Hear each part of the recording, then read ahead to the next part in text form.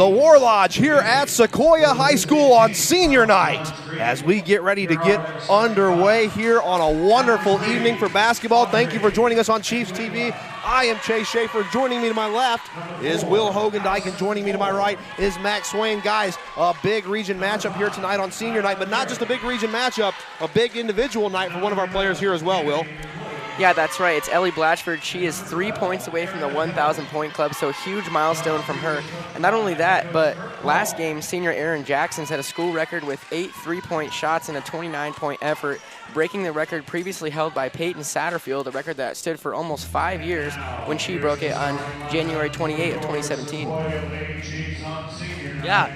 We know how good of a player Blatchford is, and for her to being this close to reaching that margin, I think that really cements her legacy here at Sequoyah. No matter where her career goes after this, I think she's a big star that we've had a blessing to get to watch perform.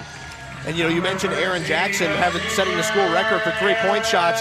She's only 155 points away from the 1,000-point club herself.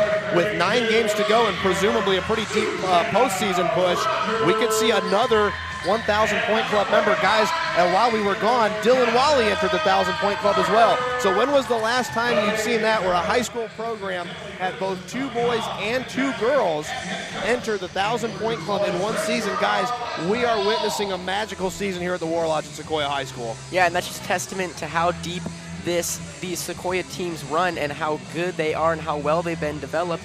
And I mean, that's what we're looking forward to seeing in this game. Sequoyah's, their last 10 games, they've gone 9-1, so they're really on a hot streak. So as we go back down to the court, we get ready to get underway here. Sequoyah comes into the game 12-4, 5-1 in Region 7-6A. They're in the second spot. Johns Creek comes in 4-8. They're 1-3 in Region 7-6A at 6th. Erin Jackson steps in to take the face-off. And we are underway, but the ball is going to go out of bounds, so we will come back out. As they're going to say Sequoyah won the tip. So the possession arrow went to Johns Creek, so they will get the ball to start. As we are underway here at the War Lodge. Thank you for joining us on Chiefs TV. Taking the ball at the top is Abuke Bala. Working inside, that one is thrown off of the leg of Susanna Rogers. One of 6 seniors here tonight.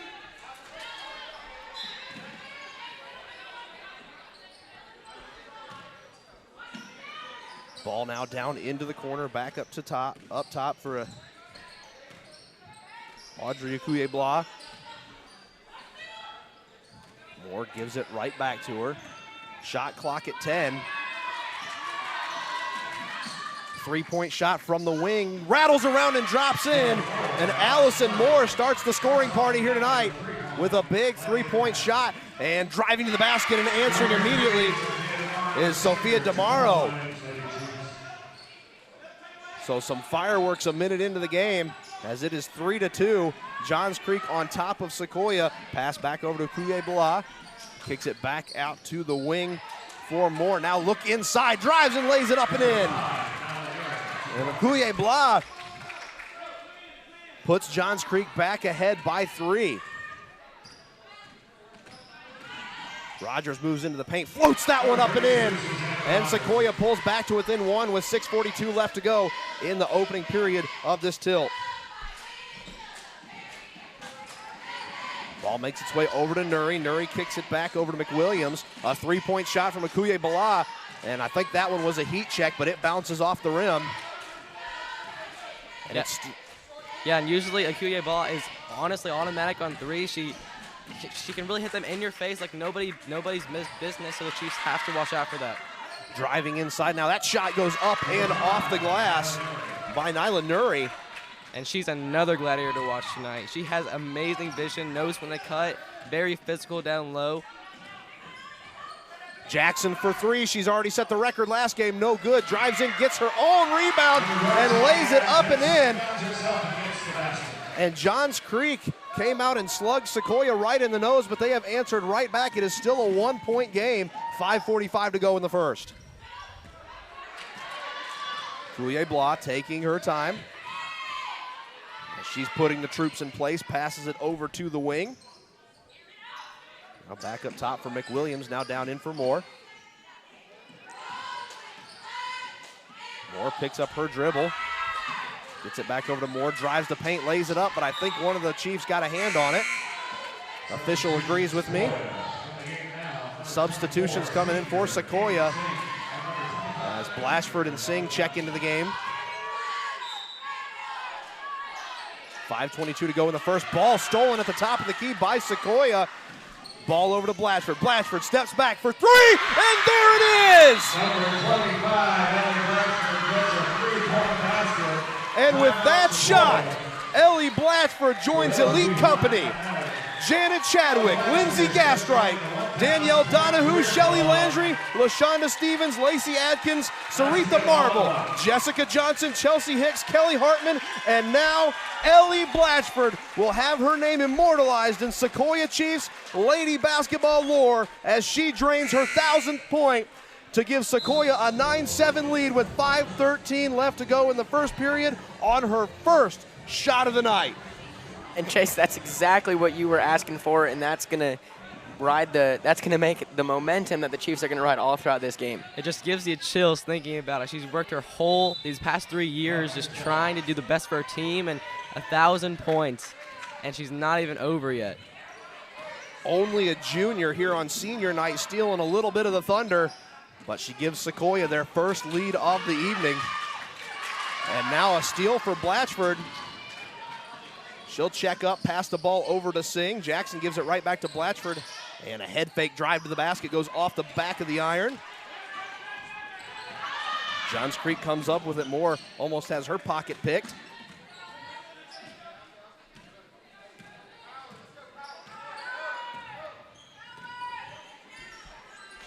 Ball over at the wing, now back up top for McWilliams. Gives it back to Akuye Blah. Moore drives the lane, loses the basketball, tries to put her shot up, goes off the bottom of the backboard, and Rogers picks it up for the Chiefs. Jackson for three. It rattles around and is no good. And even though Jackson didn't make that shot, we saw a prime example of Rogers. She just has a great vision of the court, automatically knows when her teammates are open and can find them for really great shot opportunities. So 4:02 left to go in the first quarter. 9-7 your score. Sequoyah on top of Johns Creek here in a Region 7 6A matchup, and we get a timeout. Before they inbound the ball, it'll be a 30-second timeout. So with all the excitement about to pass, now Max, go ahead and throw it over to some sponsor shout-outs. Of course, Chase. Our Sequoyah Chiefs basketball sponsors, our gold level sponsors, Vito's Bar and Grill and Cherokee Focus. Our gray level sponsors, Barber Homes, Barber Lucky Financial Group, Honey Baked Ham, Insight Partners, Prestige Staffing, and Stroud's Barbecue and Woodstock Furniture. And our white level sponsors, Brad's Barbershop, Edwards Eye Care, Peachtree Pest Control, Johnny's New York Style Pizza, Riverstone Homes, Studio 5 Salon, and Suntex Marinas at Little River. Thank all of y'all for supporting the Chiefs basketball programs. So Sequoyah trying to put a little distance between themselves and third place here in Region 7 6A standings. A win tonight would help that cause greatly. As McWilliams has that one swatted away. Jackson tried to save it, unable to do so. It'll stay Johns Creek basketball.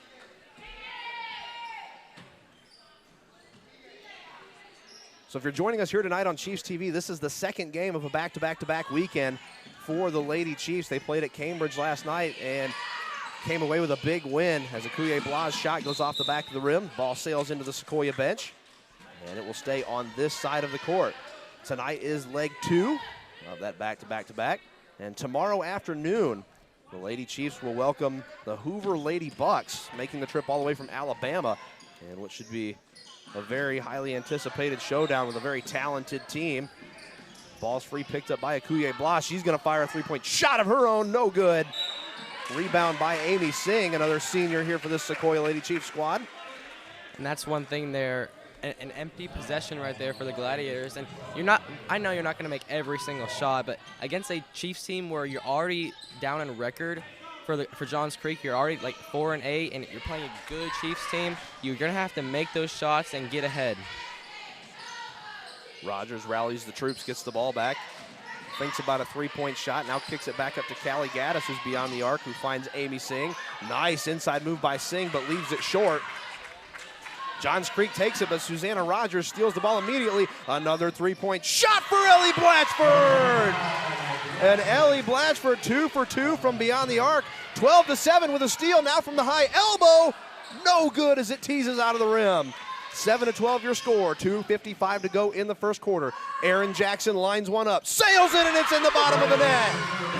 Some fireworks here from the War Lodge, 15-7 Chiefs, 2:45 to go in the first. And those were two very costly mistakes by Johns Creek, allowing Sequoyah to score 6 unanswered points. Moore's three-point shot, no good, and a tie-up down in the key. Possession arrow favors the home team, so the Chiefs will get the ball. And Will, both those mistakes were from the pressure that Sequoyah applied. Their full court press, we've known it all season long. It is just amazing at getting quick steals and quick points. Yeah, and that was a forced mistake, like you said, by Sequoyah. The press just doing a great job of getting a couple turnovers. Jackson fires another three-point shot, but it's no good as it goes off the front of the rim. And the pass is stolen by Akuye Blau. One-on-one with Rogers to the basket. Nice move inside, just off the rim. Second attempt, no good. Now back out just inside the three-point line, and it's knocked down by Nuri. A good rebound by Rodhorst inside, set that play up for Johns Creek. 15-9 your score, under 2 to go in the first. Singh fires up one from 12 feet away and gets those two back. 17-9 your score, a minute 45 to go in the first quarter. And we know that Singh was injured for that stretch, but it's great to have her back. She is very clutch with her points, comes up in great times. Foul on the floor. Jackson picks up a foul. 17-9 still your score. A minute 38 left to go in the first quarter. Blatchford, the leading scorer for the Lady Chiefs, with 6 points off of 2 three-point shots. She now has 1,003 career points here as a Chief. Ball inbounded to Akuye Blau. Drives the paint, it's not there, kicks it back out to the wing for 3, and it's knocked down by Nyla Nuri. So 17-12 your score is Johns Creek not going quietly into that good night with a minute 15 left to go. They're only trailing by 5. Ball sails out of bounds, so it will stay Sequoyah Chiefs basketball. And Chase, Nyla Nuri so far proving to be the Johns Creek player that the Chiefs are going to need to shut down. She's got 9 of the 12 points. So if they can put a stop to Nuri, they can put a stop to Johns Creek. Long inbound pass finds its way over to Gaddis.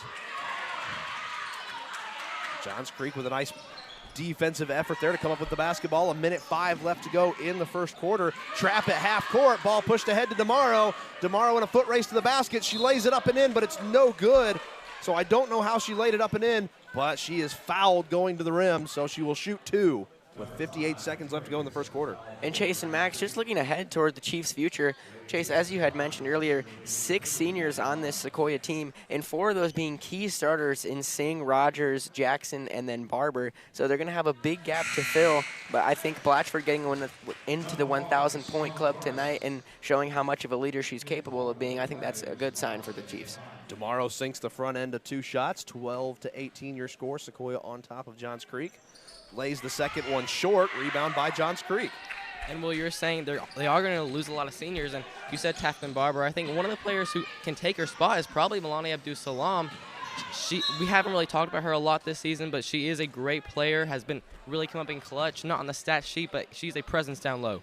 Rodhurst's shot goes out of bounds. Addison Gorley inbounds the basketball, and we've got a buzzer. And checking into the basketball game for Johns Creek is Carmen Bienemy.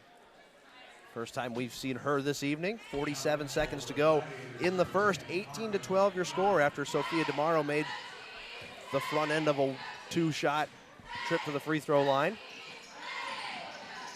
Down in the corner, long pass now back out to the wing. Davies in the corner fires a 3-point shot. It's no good. Gaddis gets the rebound under the basket, fires up a shot, and laying it in is Sophia DeMauro. We saw DeMauro last home game have a big game as she scored a career-high 10 points.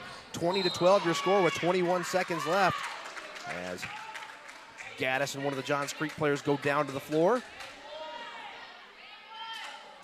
That is Nyla Nuri. High score for the Lady Gladiators at the moment. Bienemy inbounds to Sequoyah Blah.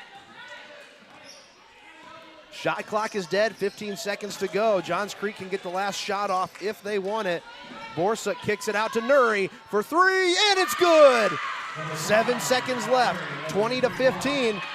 Sequoyah got to get a shot off, but a bad pass, and they're going to go back to Gaddis, who fires up a prayer from the logo, and it's no good. All hugs and handshakes after the collision at half court, but your score remains the same. Sequoyah 20, Johns Creek 15 at the end of the first round of this bout. Guys, Johns Creek surprising us here. We were not expecting them to come out firing on all cylinders. Yeah, and Nyla Nuri, man, 12 of their 15 points. I know you said earlier, Will, if they stop Nuri, they probably have a chance for Sequoyah to pull away, but they can't seem to stop Nuri. So I'm interested to see what Coach Yarborough has, like maybe a change in the defense, a change on who's guarding her, maybe in the middle of the quarters. It's going to be interesting to see how they handle Nuri. Yeah, I think a change in matchup is definitely something that we could be looking forward to seeing. And I think another thing to point out is the Sequoyah seniors so far feeling the energy. DeMauro at 5 points, Jackson at 5 points, so they're chipping in. So much more of a team effort from the Sequoyah side, and so far it's proving to be more helpful as they're ahead by 5. So coming out of the break, a 5-point lead for your Sequoyah Chiefs. Let's go ahead and thank some sponsors real quick before we get going here in the second quarter. Of course, Chase, our gold level sponsors, Vito's Bar and Grill and Cherokee Focus, and our gray level sponsors, Barber Homes, Barber Lackey Financial Group, Honey Baked Ham, Inside Partners, Prestige Staffing, and Stroud's Barbecue.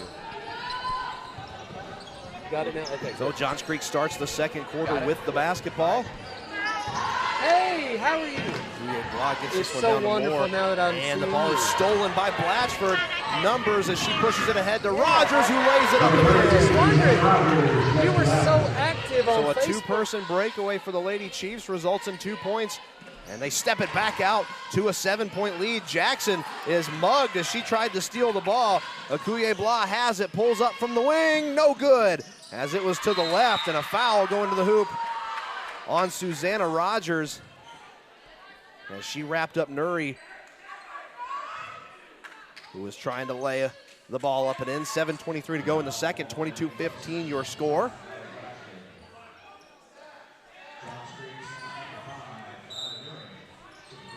Foul happened on the floor, they say. Now back to the corner for Sequoyah Blah, so no free throws. Sequoyah Blah took too many steps. She tried to do the little Euro jump step, but got caught traveling, so your score is still 22-15, 7:17 to go in the first half. Jackson from the corner, no good. Blatchford gets the rebound and finds Jackson streaking through the paint. No good again as she gets mugged from behind. No foul called as Nuri wrapped up Jackson trying to go back to the basket. But they're going to let him play as Sequoyah Blah takes the ball beyond the arc. And she kicks it over to Allison Moore. Inside look for McWilliams. Bank is not open. Nice rebound by Singh to kick it back out to Blatchford. Blatchford pass over to Jackson. Now over to the wing for Rogers. Nice head fake by Rogers. She pulls in a jumper, no good. Barber tries to go back up with it, and she's fouled. And Chase and Max, just a note, this is the first time that we've seen Sequoiah's starting 5 out on the field. I mean, to start the game, it was the 5 seniors, so if they can start working their chemistry that they've been known to do all season, they can really start to pull ahead and away from Johns Creek. First shot for Barber is good, so her first point of the night comes off of a free throw. 6:27 to go in the first half, 23-15 your score. And Will, I think in between quarters, he made a good point. For Sequoyah, it seems like every player is scoring. Like they're spreading the load out, but for Johns Creek, they haven't scored this quarter, but it has mainly been Nuri scoring. So without Nuri, if the Chiefs do have a opportunity to stop Nuri, they probably will pull away. So the second free throw is good. Offensive possession squashed by Jackson as she gets it ahead to Blatchford, who is fouled going to the basket. And Max, just to continue on that point, looking at the scoreboard, all the starting 5 have at least 2 points. So that just adds to what you were saying. And we have a timeout on the floor, 6:15 to go in the first half. Your score, Sequoyah 24, Johns Creek 15. Like we said, guys, it's a tale of two teams, basically. Johns Creek's entire offensive scheme is based around Nuri hitting the shots. She's got all but 3 of Johns Creek's points. But if we look over on the other side of the board with Sequoyah, 5-2, 6, 4-2, the girls are all getting touches and finding ways to score the ball. Yeah, and while depending on one player may work for one quarter, it's going to be a matter of who's going to crack first. And I mean, it's going to be Johns Creek because you can't count on one player the whole time. And that's something that Sequoyah's been doing so well this season, is that they've been able to do it as a team effort. And that's the reason that they've been able to beat so many teams. Yeah, it's definitely it's more probable that the one player will probably get defended easier. But it's going to be a matter of who can step up in replace of Nuri and if anyone will. I think Sequoyah Blah, the point guard, has a lot of scoring potential. She can hit those threes very easily. It's just, can they find space besides Nuri? So Blatchford at the charity stripe. She'll shoot 2. Sequoyah currently with a 9-point lead, 24-15. Make that a 10-point lead, 25-15. 6:15 to go in the first half. Johns Creek has 2 fouls. Sequoyah has 1. So Moore checks back in for Johns Creek as she will give Sequoyah Blah a much-deserved rest for the Lady Gladiators. And Blatchford sinks both. And Sequoyah pushes their first double-digit lead of the ball game. Pass inbounded to Nuri. Nuri tries to drive in. She's got Jackson and Blatchford all over her. Rodhurst kicks this out to Moore, who's at the wing all by herself. She drives in. Ball up for Chandler, stolen away by Rogers. She's all by herself as she goes to the basket and lays it up and in. And Sequoyah doing what we thought they would do early in the ball game, starting to pull away from this Johns Creek team.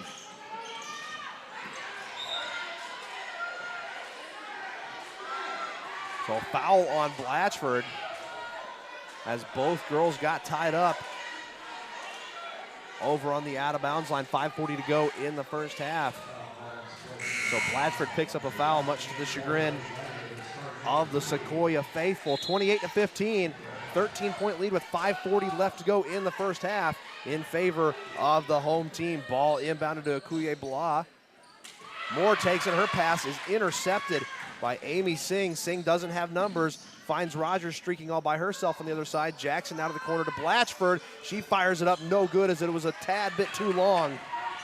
As it clangs off the iron, Moore comes back and passes it right back to Blatchford. She was trying to find Sequoyah Blah, and Blatchford lays the ball up and in. And Sequoyah has now doubled up Johns Creek 30-15. And Chase and Max, Johns Creek has not scored a single point since that first quarter. And you can know why, because Lady Chiefs have been forcing turnover after turnover. It's been on their side of the court almost the entire second quarter. Sequoyah on a 10-0 run as the three-point shot from Nuri goes out of bounds.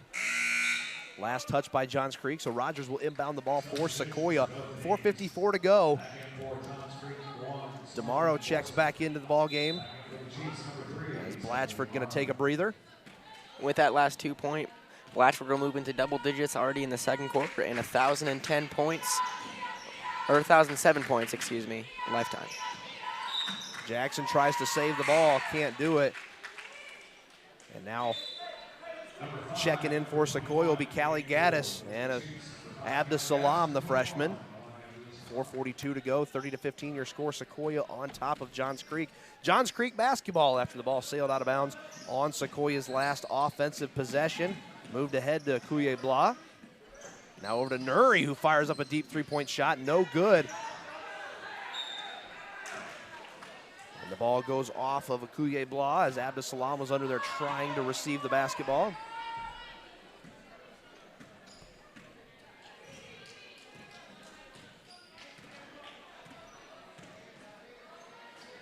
Slowly moving the ball up the court. Now Jackson has it at the top, swings it back down to Rogers. Nice inside look and a wild pass by DeMauro. Forces Sequoyah to go over and back as Gaddis chases it down. Still 30-15, 4:08 to go in the first half.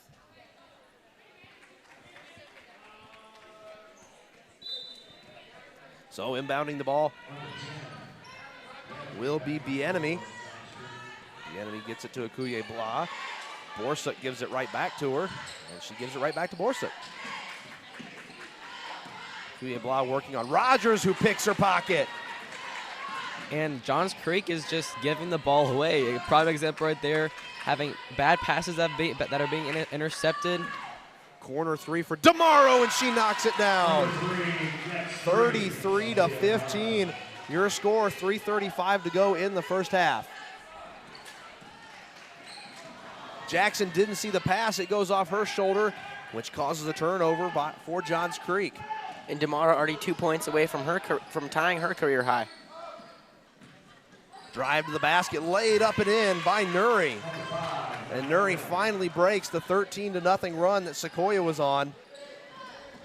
As it's 33-17 with 3:10 to go. Shot fired up by Jackson is good from downtown. So another three-pointer for Aaron. And I think that's got to feel good for Jackson because she had already missed like 4 opportunities, so to make one is definitely good for her. 36-17, 2:55 to go in the first half. As Akuye Blah gets it out to Nuri. Baseline drive was no good, and a tie-up underneath the basket favors the Chiefs as they have the possession arrow. And Max and Chase, something to notice there is, I mean, you saw how open Nuri was on that one, but how quickly Rogers stepped up on her shows that the Chiefs have recognized that Nuri is the main threat in the Johns Creek offense and that they're going to stop that as soon as it happens. Nuri getting a lot of defensive attention from the Lady Chiefs. Rogers inbounds the basketball to Jackson, who gives it right back. Possession arrow switches in favor of Johns Creek. 36-17, still your score. 2:40 to go in the first half. Rogers takes a shot at a three from beyond the arc, and she sinks it. And the Chiefs are hitting their shots. And Johns Creek, on the other hand, they can't get past half court, and if they do, they're turning the ball over. So it's really a tale of the second quarter. The Chiefs have pulled away tremendously. Headed to the scorer's table is Bella Eden for the Lady Chiefs. Another senior on this club. But at the top of the key is Akuye Blah. Abdusalam playing excellent defense, but she touches the ball as it sails out of bounds. Akuye Blah using that tall frame. Abdusalam using her tall frame to keep Akuye Blah from laying it up and in. 2:08 to go in the first half, 39-17 your score. So Jackson takes a breather for the Chiefs. Inbound pass poked away by Rogers. Back over to McWilliams. Gets it back up top for Borsuk. Deep three-point shot as the shot clock expires. As Akuye Blah heaved up a prayer. As Georgia just implementing the shot clock this year into varsity play. Some players still getting adjusted to it. 39-17 your score, 1:45 left to go. Three-point shot, no good. And a rebound taken by Johns Creek as Wang was there to pick up the loose ball.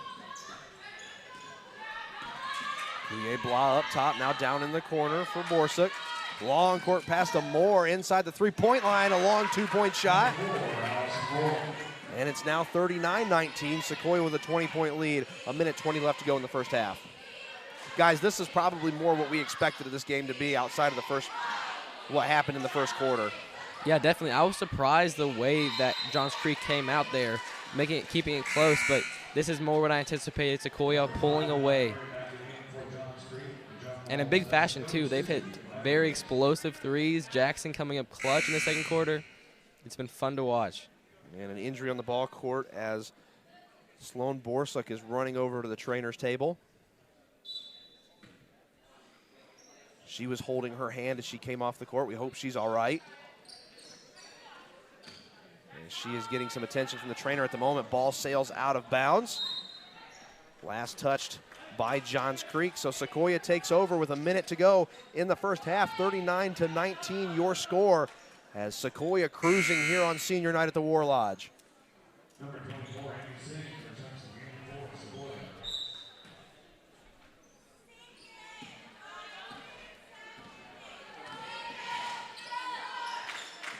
Ball down in the corner now, an inside look for Singh. Back over to Eden. Eden finds Davies in the corner.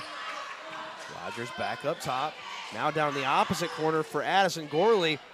And her three-point attempt is long. Ball sails out of bounds. Johns Creek takes over with 42 seconds to go in the first half.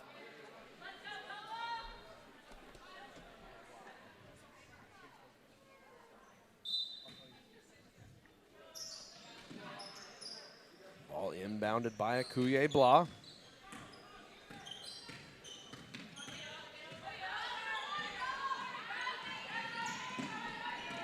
Pushed ahead for Nuri. Nuri drives to the basket. Tried to lay it up and in. It's not there. Gorley tried to tie her up down underneath the basket. Gets it back out to Akuye Blah. 20 seconds to go. Shot clock is dead. Moore sends it back out to Akuye Blah. Johns Creek can hold on and take the last shot. 12 seconds to go in the first half. Akuye Blah looks inside, drives to the basket. No good. And an offensive foul on Akuye Blah will give the ball back to Sequoyah with 7.5 seconds left to go in the first half. Sequoyah now with the last shot chance. And Addison Gorley with yet another charge. She is a machine. She just sits down low. Whenever she is great at recognizing when a person is driving like a bull in a china shop. Now down to the corner for DeMaro, no good. As time will expire here on the first half. As Shelby Bellinger's long three-point shot was no good to close out the first half. 39-19 your score after the opening 2 quarters of play here from the War Lodge. Guys, it was all Sequoyah in the second quarter, Will. Absolutely. Went on a 19-4 run. Johns Creek just simply could not find any response. I mean, they really shut down Nuri, who only had 2 more points to add in the second quarter to her 12-point in the first. And, I mean, they really just did everything right. Sequoyah is playing with a true team effort. Everyone's chipping in and getting in on it. Allison Moore picking up the offensive pace a little bit for Johns Creek as she has 5 points of her own, but that is not going to be enough as they are currently trailing 39-19, a 20-point ball game. Folks, we're going to take a quick break here at halftime. Joining me in the booth is going to be Fisher Mitchell. We're going to say goodbye here to Max and Will. Let you guys have the half off. Enjoy, get some water, and gear up for a second half. I'm going to talk to Fisher. Chiefs fans, thank you for joining us here on Chiefs TV. Fellas.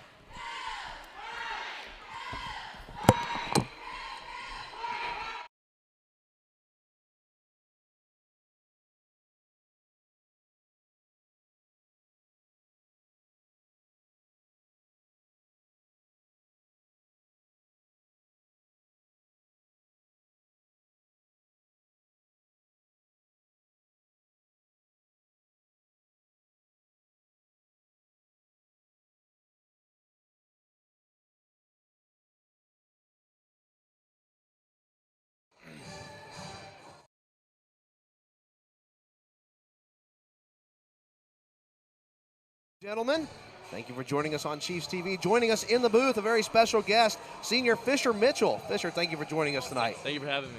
Fisher, you guys have been an absolute blast to watch. There is so much good varsity basketball going on here at Sequoyah High School, girls and boys. Both teams are on a 9-1 run. You've won 9 of your last 10 games. You're in a good spot within the region. Well, what's the key to this team's success? I think the key is just ball movement on offense, and we're playing more pressure defense, which is speeding teams up, which that's how we want to play, and get teams moving the ball faster, get them off their game, and makes us shooting the ball more. So senior night here at Sequoyah High School. Tell us about what that means to you, being part of this senior class, and knowing that your career here at Sequoyah High School is kind of in its twilight. Yeah, I mean, one of the last hurrahs. I've been here 4 years. It's been awesome. What's some of your favorite memories? I mean, one of the favorite ones, being the best team in school history. I mean, we went to the Elite 8, and it was a great season overall. That was one of my favorites. So one thing that we've noticed about you individually, as we saw flashes of it last year, but we really saw it come on this year, your ability to shoot beyond the perimeter. Is that something that you were working on in the offseason, or is that just something that's popped up? We saw you working on it last year, but you've really implemented it this year. Yeah, it's been a development since like 9th grade year, and I figured out that I'm probably not going to grow much anymore, so I got to kind of expand my game instead of just in the post. And it helps me because we stretch the floor way better because everyone can shoot on the floor at any given time. So it helps the team, I think. And you guys are in a region with some teams that have some really big guys down low, so you kind of have to have you kind of have to have a trick up your sleeve, so to say, to play against some of those guys like Pierce and then some of the longer players on those Fulton County teams. Oh, exactly. So it's really interesting to see you come from the low elbow all the way back up to the and fire a fire a 3-point shot. Yeah. It's been really fun to watch. So Fisher, you got any plans for basketball after high school? I have a few offers and just visits to go on soon, and hopefully I can either commit or decide soon after the basketball season's over and figure out where I want to go. So what's your interest outside of basketball? Any particular field you want to study, anything like that? I want to be in some engineering field, kind of following my dad's footsteps a little bit. I mean, one of my best subjects is math, so trying to keep, because he kind of has a company already going, so I just want to maybe follow in his footsteps a little bit and join his company. Take over the family business, yeah, maybe. Exactly. Well, that's awesome. You want to plug his business real quick? Insight Partners is one of the sponsors here. Yes, sir. We always love our sponsors. We actually got a chance to eat. I actually got a chance to eat some lunch at Beto's Bar and Grill, one of our gold level sponsors. Always nice to shout out our sponsors here because they do a lot for our schools and our community and our athletic programs. So we definitely want to make sure we thank them. But Fisher,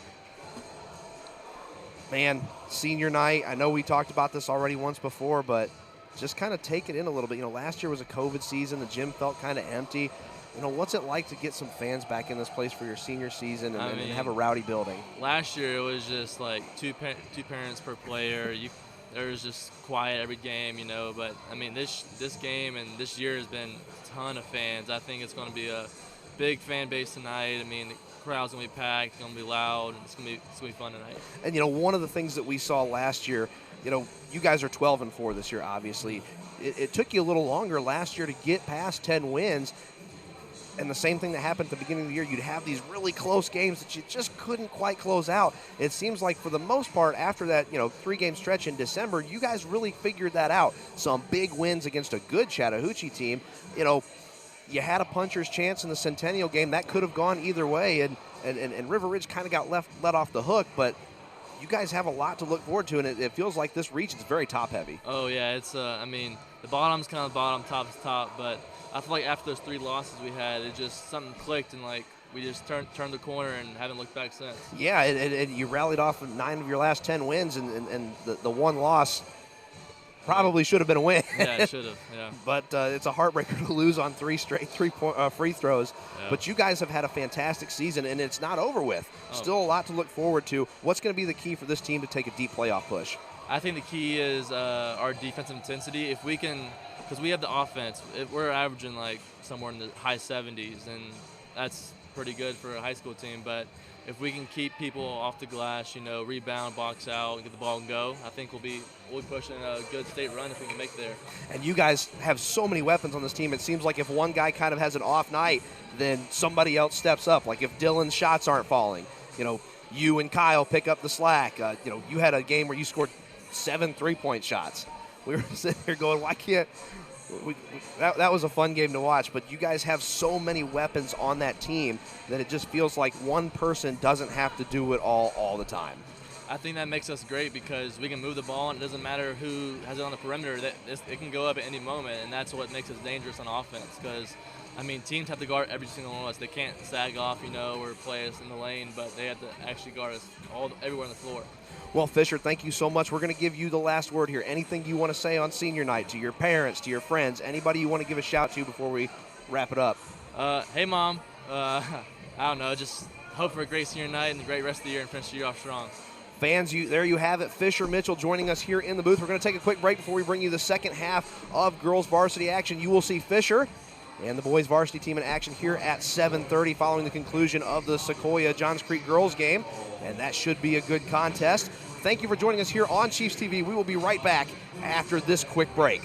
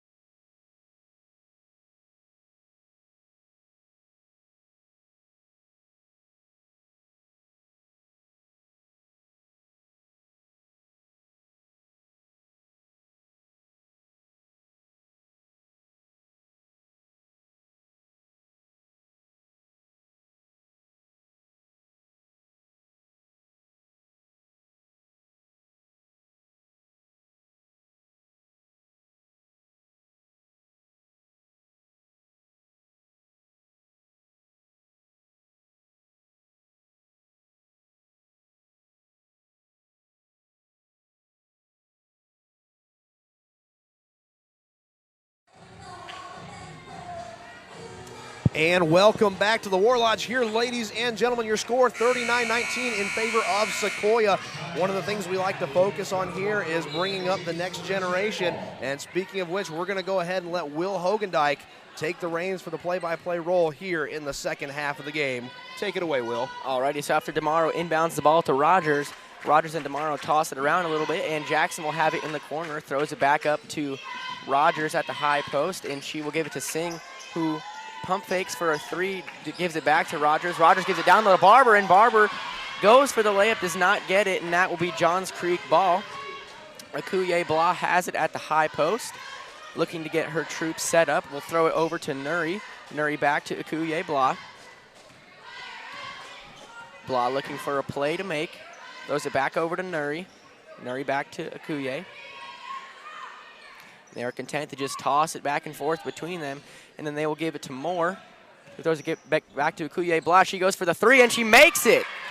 And that's something we were waiting to see, another gladiator to finally get on the board. We know we had Moore and Nuri last in the first half, but we've been waiting for another Johns Creek player. You're absolutely right, and Jackson drains a three of her own, so she will answer with Johns Creek as she gets a triple of her own. And that'll put her at 11 points, so get her in double digits. So that's her and Blatchford both now in double digits, with Rogers just one away from that mark. 30 seconds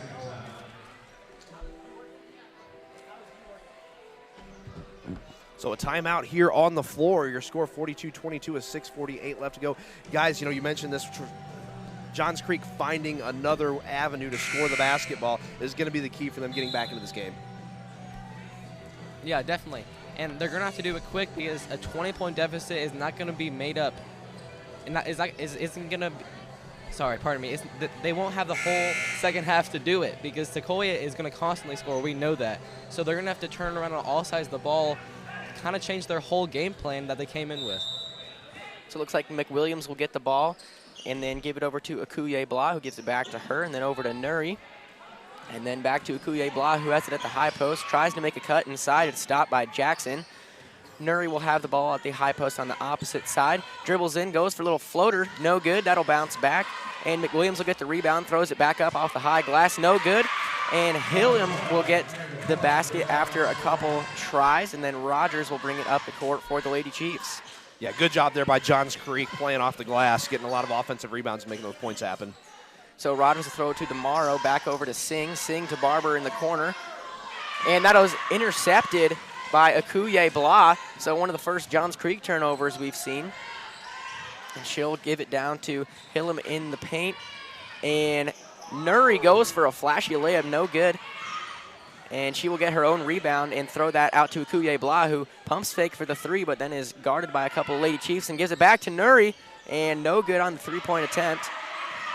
And Singh will come down with the rebound, throw it over to DeMauro. DeMauro goes up for the layup, and no good. And that'll be back to Johns Creek ball. Akuye Blah dribbling down the court. As she crosses the logo, she will throw it over to Nuri. Nuri across the court to a wide open Moore. Moore back to Akuye Blah. Moore outside the arc, gives it over to Nuri. Nuri looking for someone, and Moore will be open again, so she'll pass it over to her. Moore to Akuye Blah. Akuye Blah drives inside, throws up a little floater, and that is good. And Jackson will give it to Rogers as Rogers dribbles past the logo. And now we've seen two other players. Johns Creek is getting something going, some variation and lightening the load on Nuri. It's interesting to see. Yeah, and although they are lightening the load on Nuri and Akuye Blah passing the ball back and forth a lot between each other, so obviously they have a lot of confidence, but even finding Moore a couple times on that last drive.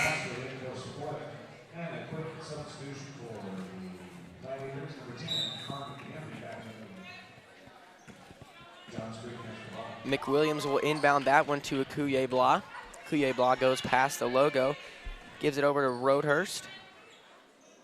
42-26, Sequoyah up with 4:46 left to go, and Singh will get the interception for a turnover inside the arc. Two-pointer is no good off the front of the iron, and Akuye Blah will get it back for Johns Creek.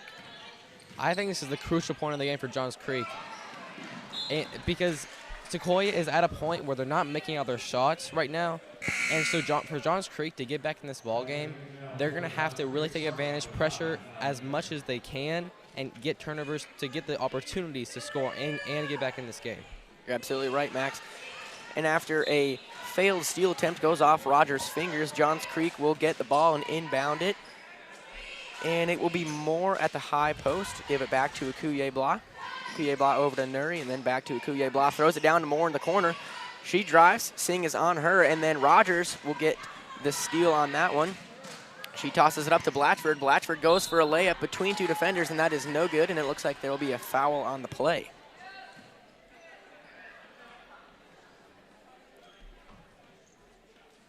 And Blatchford will go to the line.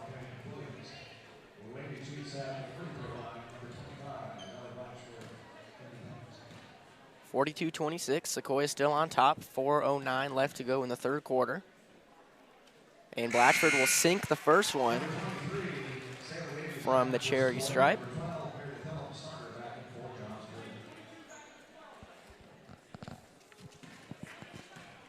Blatchford looks like she's stretching out her quad or her calves or her hamstrings, usually after every time down the court. I wonder what's going on there. I hope she's all right. Yeah, I've seen that a lot too. She's kind of like stretching it out. I hopefully nothing's wrong. And Davies goes for the big three after the Sequoyah offensive rebound. Blatchford comes down with it again, and it looks like it will be back at Sequoyah's ball. Meredith Hillam with the foul on that one. And Rogers to inbound the ball. She will give it to Blatchford at the top. Blatchford over to Gaddis. Gaddis back to Jackson. Jackson to Rogers. Drives inside a bit. Throws it back out to Gaddis. And big three there from Gaddis.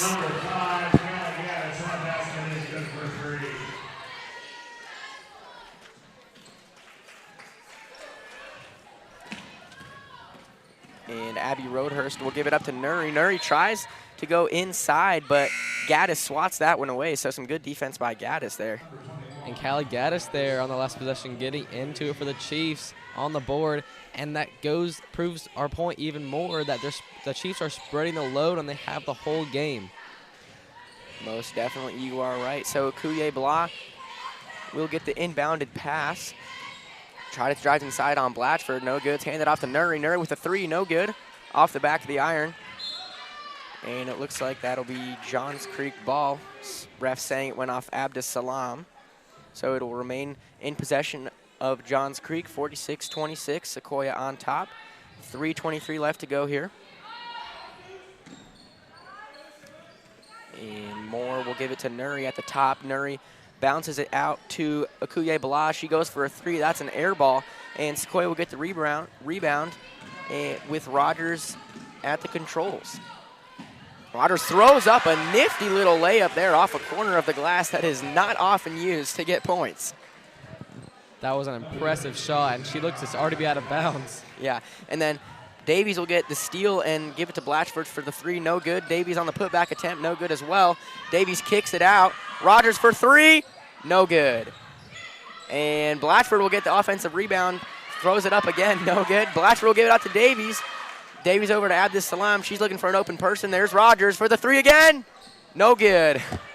And Blatchford will get another offensive rebound, but that'll go off her. So Sequoyah, 5 or 6 tries there, couldn't come up with it. Yeah, missed call there. Blatchford was cleaned out going for the basketball. Yeah, it seems like they're all playing physical. It is fun to watch how just all they're putting everything on the table, giving all they can to go after the basketball. This is a fun game to watch, no matter the score. We have noticed that the officials have been letting these girls play a little bit more physical than we would typically see. And at directing traffic is Akuye Blah, and she will hand it down to Meredith Hillam, who will get the easy layup down low to make the score 48-28 in favor of the Chiefs. 2:12 left to go in the third quarter. Rogers at the helm for the Chiefs. Kicks it out to Davies. Davies over to Blatchford. Blatchford to Gaddis in the corner. Gaddis for three. No good. Off the back of the iron. Chiefs do not get the offensive rebound, and that'll be Kennedy McWilliams who will inbound the ball.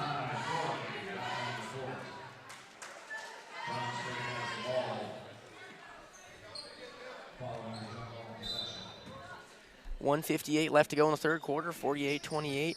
Chiefs on top, with Johns Creek looking to set up their offense here and get some points on the board.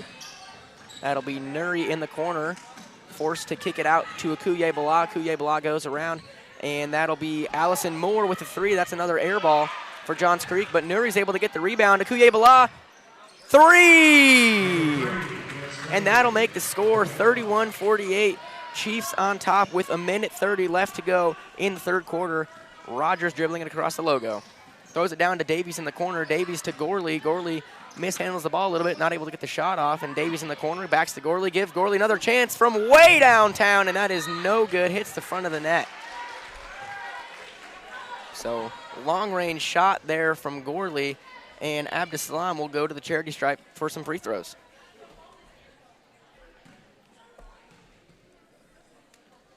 Meredith Hillam with the foul on Abdussalam, as Abdussalam's first free throw clangs off the iron, no good. And that's Hillam's second foul of the evening. Third foul, pardon me. And Abdussalam's second free throw will be good, so that'll kick the score out to 49-31, minute 13 left to go in this third quarter. And that'll be Akuye Bala with the ball. She will kick it out to Kennedy McWilliams. McWilliams passes it. I think the intended receiver was Hillam, but it looked like she was a little bit overshot there. So Gorley will get the ball to Rogers. And one thing I've noticed this second half in this third quarter is that it seems as though Johns Creek has figured out Sequoiah's full court press pretty well as they're getting down the floor, but their passes and their turnovers have really allowed them to not get back in this game. Yeah, you're definitely right. As the clock ticks past the minute mark, it'll be at 52.5 when the whistle's blown. 49-31 Sequoyah. Hillam with her fourth foul of the night.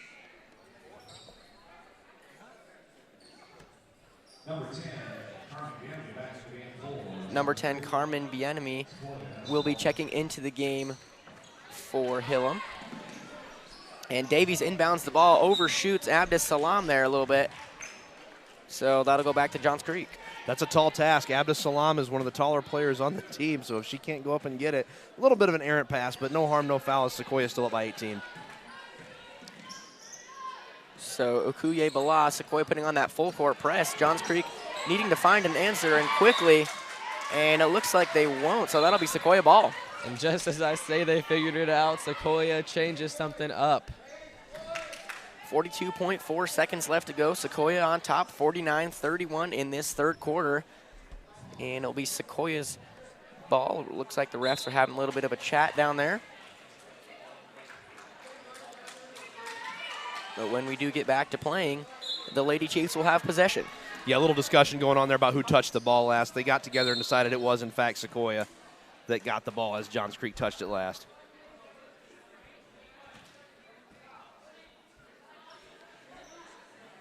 So a little mix-up there. We'll have Gorley inbounding the ball once more. Taking a second off the clock, and that'll be Blatchford's ball. Blatchford looking to make a drive, and she does, and no good off the back of the iron. But it looks like she will be fouled, so she'll be sent to the line by Kennedy McWilliams. And that'll be her third of the night. And that'll put Sequoyah in the bonus. Sequoyah at 0 fouls this quarter. Johns Creek at 5. And that'll be, and Ellie Blatchford will make her first free throw.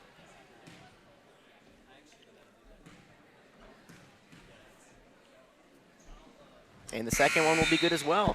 So with that, the score moves to 51-31 with 33.9 seconds to go. Shot clock is now invalid. So we'll see what Johns Creek can do with it. They can make a last-ditch effort and get a few more points here in this third quarter. Got to break this press, though, first, Will. Something that's been very difficult to do. And that will go off Blatchford's hand, take a few seconds off the clock, moving it to 28.9. So Akuye Bala into McWilliams. Got to get across here. They're about to get a violation. And McWilliams will give it to Barusk. And a little bit of a mix-up there, and Sequoyah will have the ball, I believe. And getting down by 20 at the end of the third quarter, they're losing more and more opportunities as time ticks by. Sequoyah doesn't look antic at all. They definitely do feel in control here. So with 15.4 seconds to go, Sequoyah is on top, 51-31.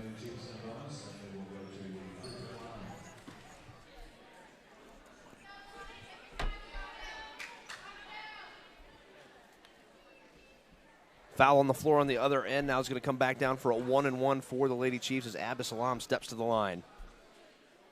And her first free throw will be made. So she will get to shoot another one.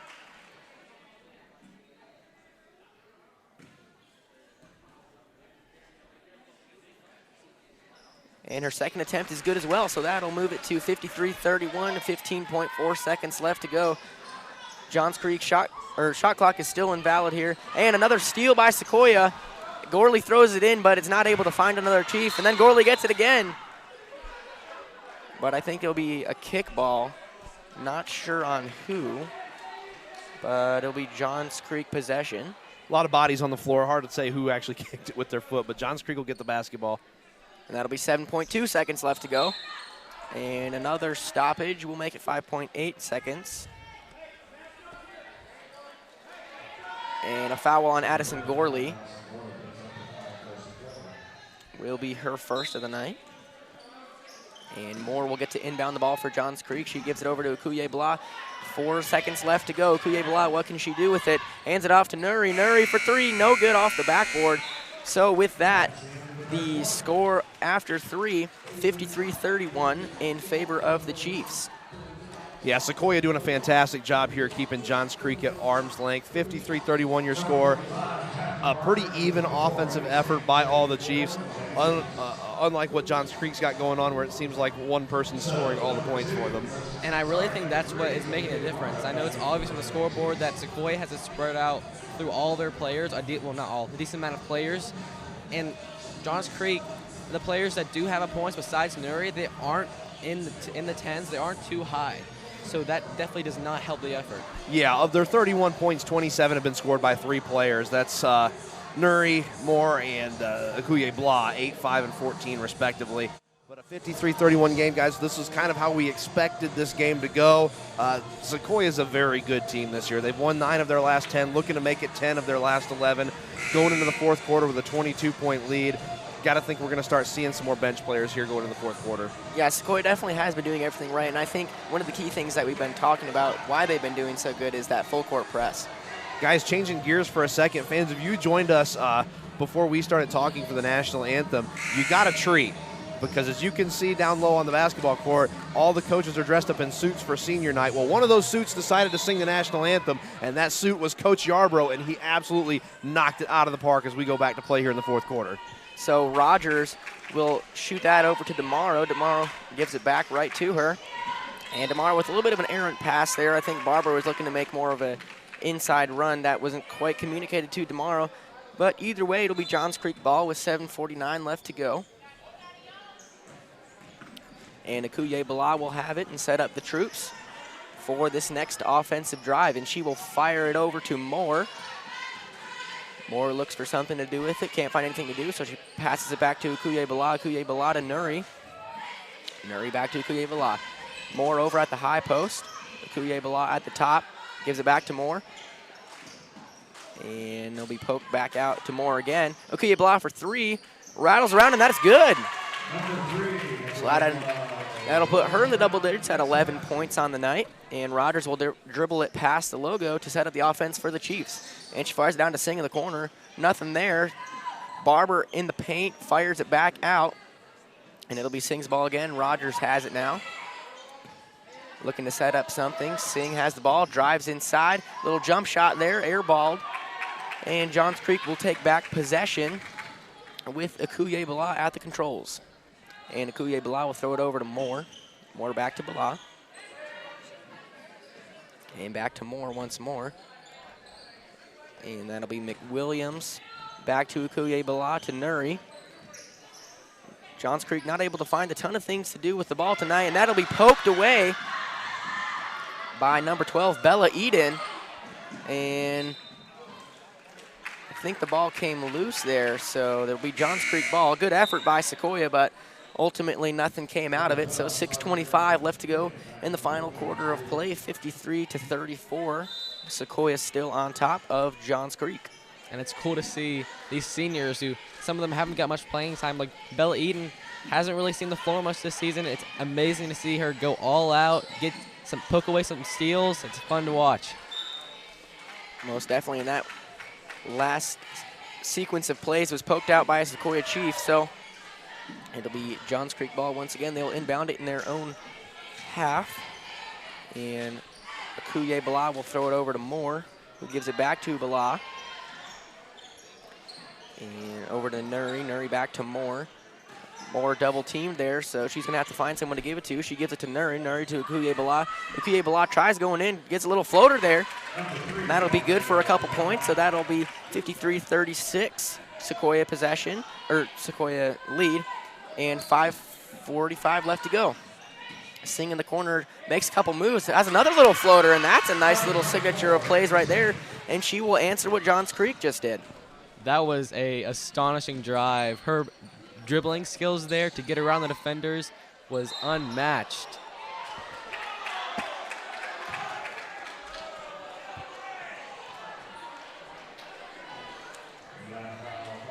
So it looks like Sequoyah will be called for a foul on Johns Creek. And that'll be Tafton Barber. They'll say fouled Kennedy McWilliams. So Kennedy McWilliams will be sent to the line to shoot some free throws. And her first one will be good for 1 point, getting Johns Creek up to 37. Sequoyah still at 55 with just under 5 minutes and 30 seconds left to go in this fourth quarter. And McWilliams setting up for her second attempt. And it's up and it's good. So that'll be Johns Creek 38, Sequoyah 55. So with a timeout, Max, let's throw it over to some sponsor reads. Of course, Will. Our Sequoyah basketball sponsors, our gold level sponsors, Beato's Bar and Grill and Cherokee Focus. Our gray level sponsors, Barber Homes, Barber Lucky Financial Group, Honey Baked Ham, Insight Partners, Prestige Staffing, Stroud's Barbecue and Woodstock Furniture. And our white level sponsors, Peachtree Pest Control, Brad's Barbershop, Edwards Eye Care, Johnny's New York Style Pizza, Riverstone Homes, Studio 5 Salons, and Suntex Marinas at Little River. Thank all of y'all for supporting the Chiefs basketball programs. And you know, Max, something that we had talked about in the first quarter after Nuri came out to a really big start with 12 of 15 points for Johns Creek. I mean, we talked about that Sequoyah would have to shut her down, and what do you think that Sequoyah's done right so far to shut her down?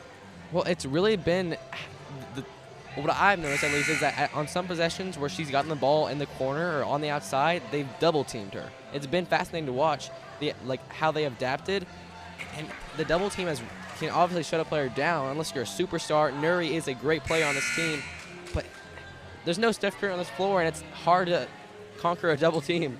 Yeah, you're right, and she's only scored 2 points since that first quarter, so Sequoyah's really been locking her down.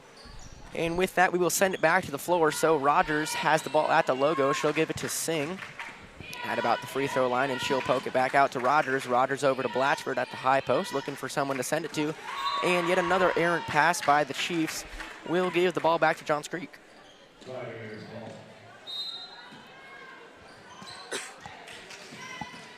And Johns Creek will inbound the ball. Full court press like we've seen all night, and Davies will get the ball. Or excuse me, that's not Davies, that is DeMauro. And Kennedy McWilliams will get a foul, so that'll be Sequoyah ball. That'll be her fourth of the night as well. So Rogers will inbound that one to Blatchford from beyond the arc, and Rogers drives in, tries a little floater, no good, and she'll get her own rebound, poke it back out to DeMauro. DeMauro goes for the layup, and that's good. So DeMauro showing her physicality, not giving up on the play, and willing to go back in. So that'll move the score to 57-38 Sequoyah. And Moore goes up for a three-pointer, or just inside the three-pointer, and that's no good. Sequoyah gets the ball off of the turnover, and DeMauro for a layup. Good sequence there. Sequoyah moving down the ball quickly. And Diamero's getting up there on her record, 12 points. You're absolutely right. So Nuri tries for a layup. That's no good. Jackson gives it to Blatchford. Blatchford up, and the easy two-pointer will make it 61-38 with 4:19 left to go in the fourth quarter. So with another timeout, Max will give us some more love to our sponsors. Of course will. Our Sequoyah basketball sponsors, Vito's Bar and Grill and Cherokee Focus, our gold level sponsors. Our gray level sponsors, Barber Homes, Barber Lackey Financial Group, Honey Bay Tam, Inside Partners, Prestige Staffing, Stroud's Barbecue and Woodstock Furniture. And our white level sponsors, Peachtree Pest Control, Brad's Barbershop, Edwards Eye Care, Johnny's New York Style Pizza, Riverstone Homes, Studio 5 Salon, and Suntex Marinas at Little River. Thank all of y'all for supporting the Sequoyah Chiefs basketball programs.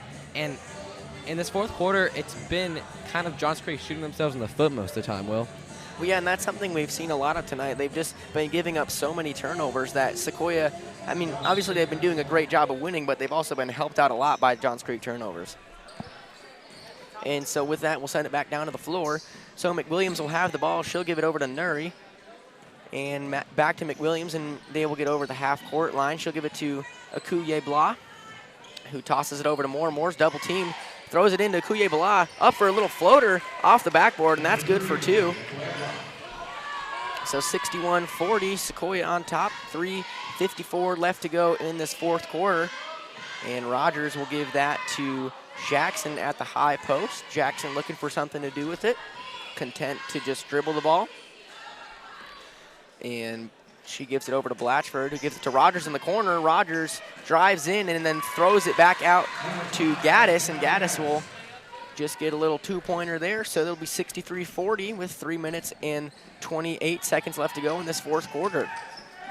And Akuye Blah gives it to Moore. Moore over to Nuri. Nuri with a little mid-range, and that is no good off the front of the iron. And no one on McWilliams, so she will just get Johns Creek rebound and put it back for a couple. So 63-42 now, your score, with Sequoyah still on top. 3 minutes and 6 seconds left to go. And Jackson gets in the corner, and she'll give it back to Blatchford.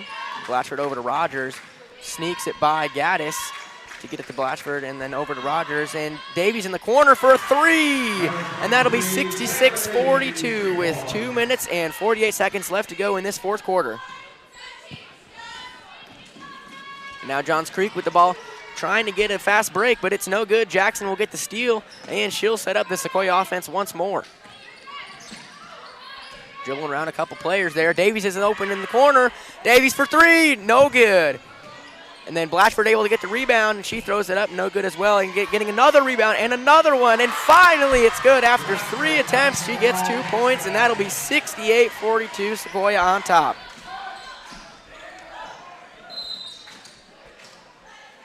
2 minutes and 13 seconds left to go in this fourth quarter.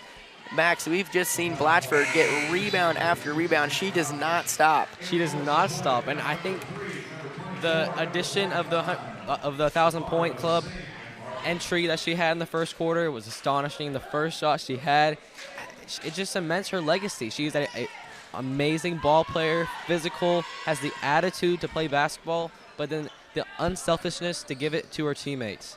I definitely agree. So Akuye Blah will have it at the top of the key. The clock now with under 2 minutes to go, 68-42, Sequoyah on top. Akuye Blah gives it out to Moore. Moore tries, and it'll be some pressure by Rogers that'll force her out of bounds, but I believe it will still be Johns Creek ball. And, well, 150 left in the fourth. Chiefs up by 26. It's been kind of dominated, but now that you think about it, the Chiefs supposedly getting closer and closer to a win. That loss against River Ridge earlier in December is getting more and more important. So a shot clock violation on Johns Creek. Guys, if you notice, Coach Yarbrough is starting to call a timeout and pull his seniors off the floor one at a time, as Singh came off first, and now comes off Aaron Jackson. Celebrating senior night here with 1:30 left to go in the fourth. And another senior, Rogers having a little bit of trouble by the corner, and she'll pass it off to DeMauro, who will get in for the easy two. DeMauro nobody on her. Or Bellinger, excuse me, sorry, that was Shelby Bellinger who had that. And Nuri for the three, and that's drained, and she'll get her first points of this quarter. That's got to feel good for her. 70-45, Chiefs on top, 1:13 left to go. Shelby Ballinger in the corner for three, and she is 2 for 2 with 5 points tonight after just getting subbed in with a minute left to go now in this game.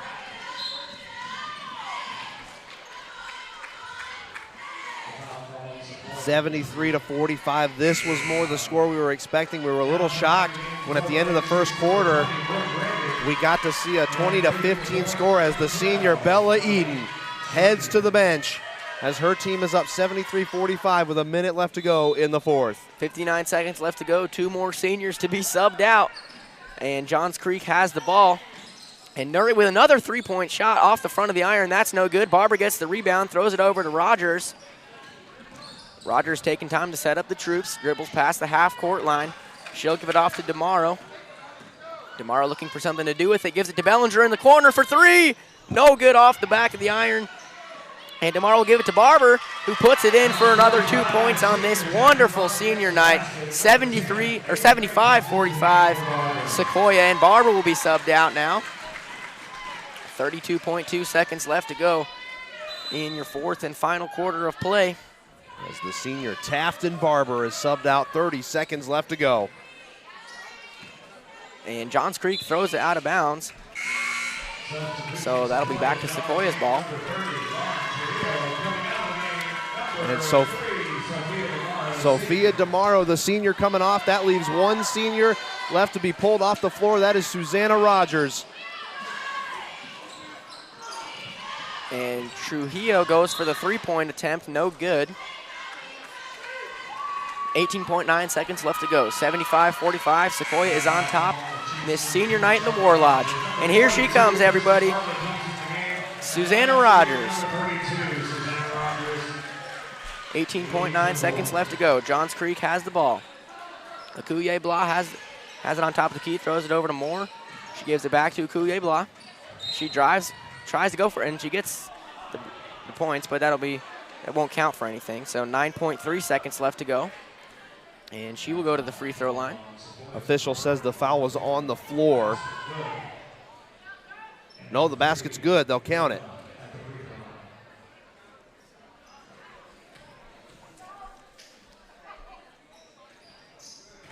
And so Akuye Blah makes that free throw attempt. So it'll be 75-48 with 9.3 seconds left to go. Sequoyah still on top in this fourth quarter.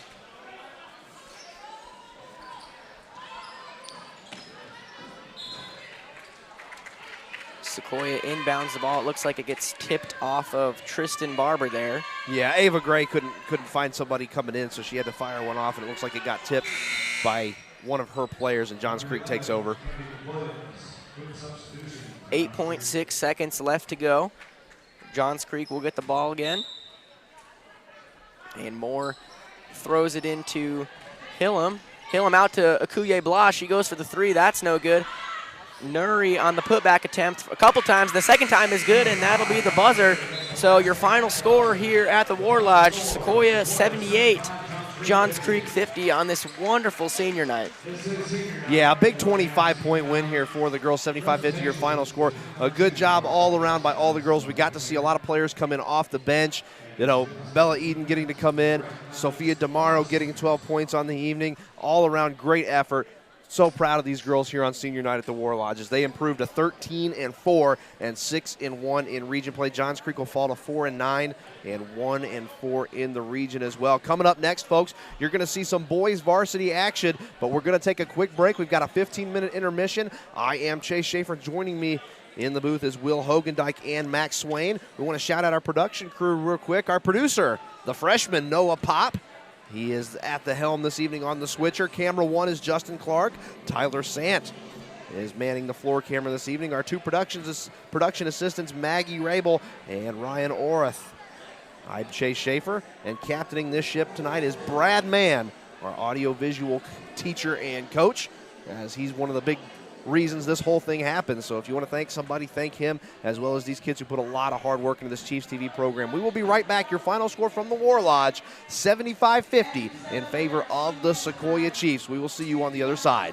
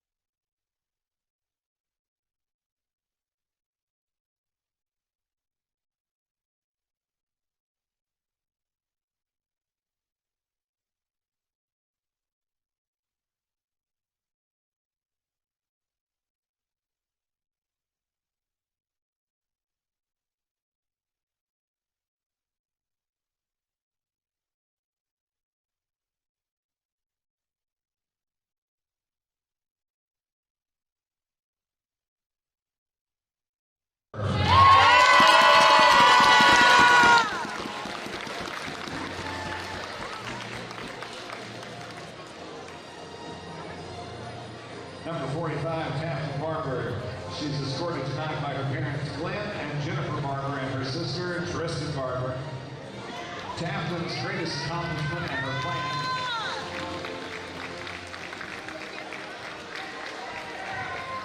Taftlin achieved her Girl Scout Gold Award by helping prevent teen suicide. Her research and materials reached 28 states and 11 different countries and has continued to grow since then. Taftlin has received multiple scholarship offers, and her top 3 picks are Rollins, Flagler, and Baird College to continue her education. Next, we'd like to recognize senior Sophia Demaro.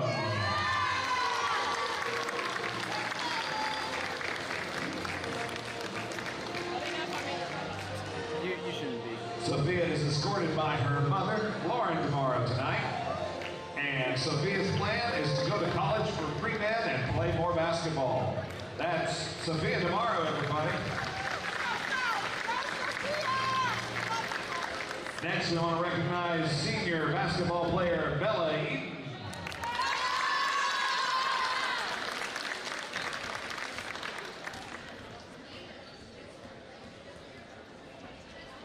Bella is escorted tonight by her mother, Stephanie Bartos, and dad, Rainey Eaton. Bella's greatest accomplishment, in her opinion, is beating Dalton in overtime with only 4 players. After graduation, Bella plans to go to college and eventually become a physical therapist. That's Sequoyah senior Bella Eaton.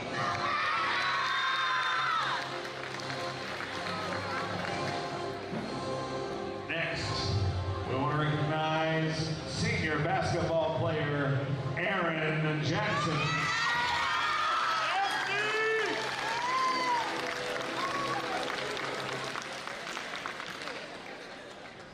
Aaron is escorted tonight by her mother, Nicola Jackson, and her dad, Alton Jackson. Aaron's greatest accomplishment was getting a scholarship to play at the next level at Cornell College and being able to show her talents on a high level. Well deserved. Aaron's plans after high school are to go to college to play the sport she's loved since she was 3 years old. She wants to major in kinesiology so she can become a professional athletic trainer, doctor, or go into the military to help soldiers who help serve our country. Her last plan is to play in the Women's Basketball National Association or play basketball overseas. She can get all those done, I guarantee it. Aaron Jackson, everybody.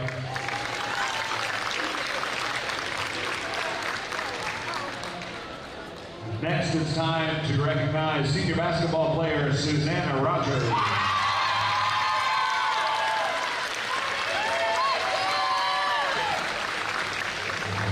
Susanna is escorted tonight by her father, John Rogers, and her mother, Monica Rogers. Susanna's greatest accomplishment as an athlete is having the opportunity to hold records in cross-country, basketball, and track.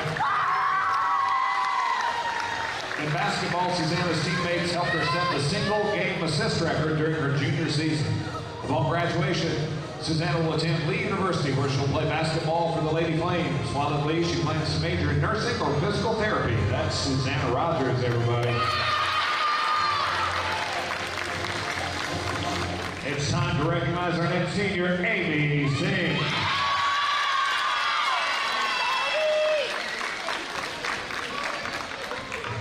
Amy is escorted by her mother, Pat, her father, Raj, and her brother, Blake, Micah, and Margot. Little Margot. Amy's greatest accomplishment and her plan is to continue playing basketball at LaGrange College and study exercise science to pursue physical therapy. That's senior Amy Singh.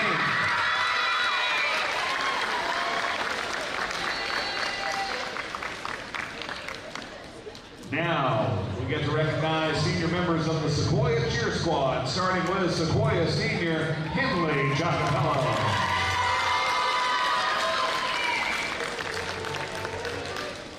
Henley is escorted tonight by her father and mother, Josh and Jennifer Giacopello. Henley's greatest high school accomplishment was representing Sequoyah as the Chiefs mascot. In the fall, she'll be attending Ole Miss on the pre-med track. That's senior cheer squad member Henley Giacopello, everybody.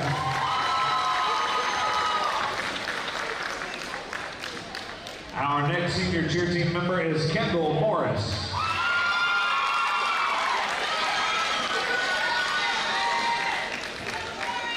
Kendall is escorted tonight by her mother, Keisha Morris, her father, Tim Morris, and Kendall's plan is to go to college to major in nursing. That's senior cheer squad member Kendall Morris.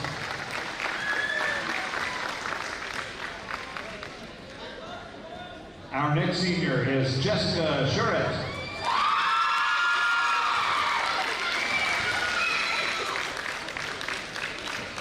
Jessica is escorted tonight by her father, Danny, her mother, Catherine, her brother, Jonathan, and her sister, Ashley Shuret.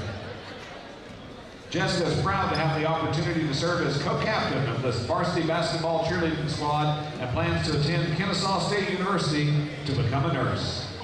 That's senior cheer squad member Jessica Shuret.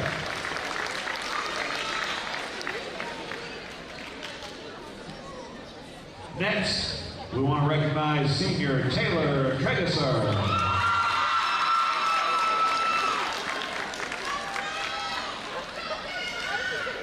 Taylor is escorted by her father Troy, her sister Taryn Tressinger, and her mom Tracy Tressinger.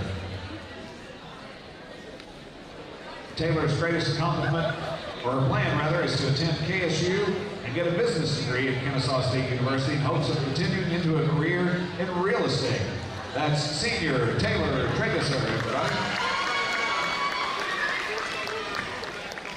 Now we want to recognize the senior members of the Chiefs men's basketball team, starting with senior Connor Gillette.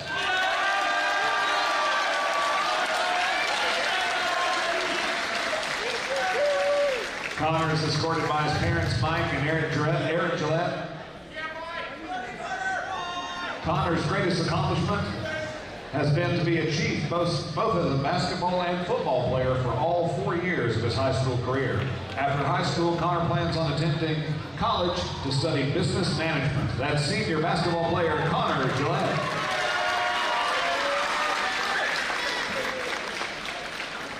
Next, we want to recognize senior basketball team member Cameron Harrington.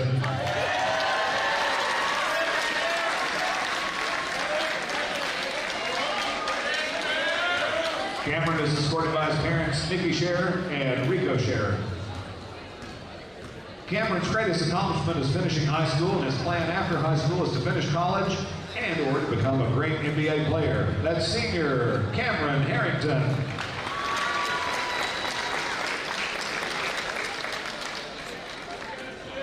Next, we want to recognize senior Connor Harris.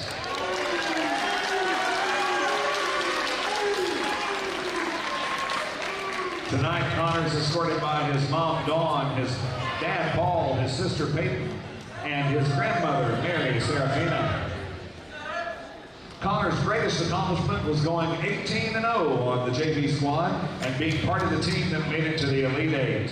Connor's plan is to pursue a business degree at KSU. That's senior Connor Harris.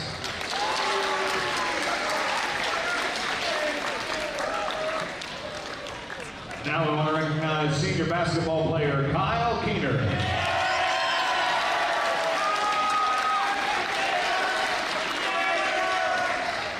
Kyle is being escorted by his parents, Dean and Meg Keener, and his grandmother, Martha Young. Are you ready for this? Kyle's greatest accomplishment is being the all-time leading scorer in the Keener household. You gotta pick up the pace, Dad. That's senior Kyle Keener, everybody.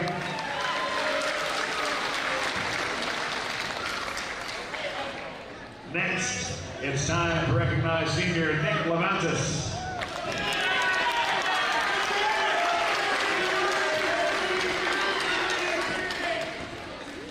Nick is escorted by his parents, Stamatis and Stacy, and his sisters, Sophia and Alexa. Nick's plan is to study business at Kennesaw State University this fall. That's senior Nick Levantis.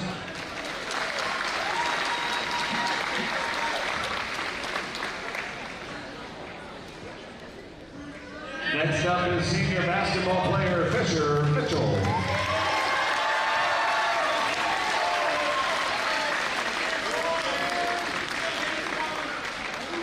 Tonight, Fisher is escorted by his parents, Courtney and Casey Mitchell, his sisters, Casey Lynn and JC, and his brother, Hudson Lilfish.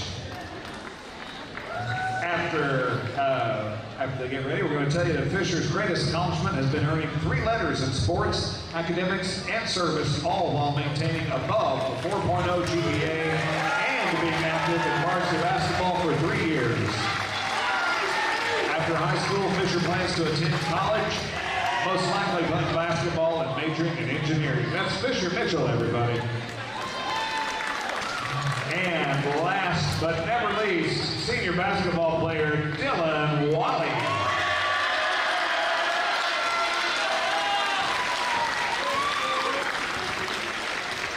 Dylan is escorted tonight by his parents, Summer and Harry Wally, his brothers Jackson and Nathan, and his sister Vivian. Dylan's greatest accomplishment is earning the opportunity to play basketball after high school and being on the best team in school history. Dylan plans to attend Rollins College in Winter Park, Florida, where he'll attend the College of Business and work towards his MBA.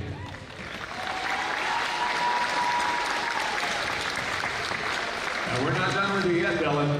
We want to congratulate senior number 4 Dylan Wally as he joins the 1,000-point club. Dylan eclipsed this mark this past Tuesday night in the Chiefs game at Riverwood. Dylan scored on his patented 3-point jumper to go over the coveted mark. Dylan becomes the 12th Sequoyah Chief member of the club. Congratulations to Dylan Wally, Mr. 1000.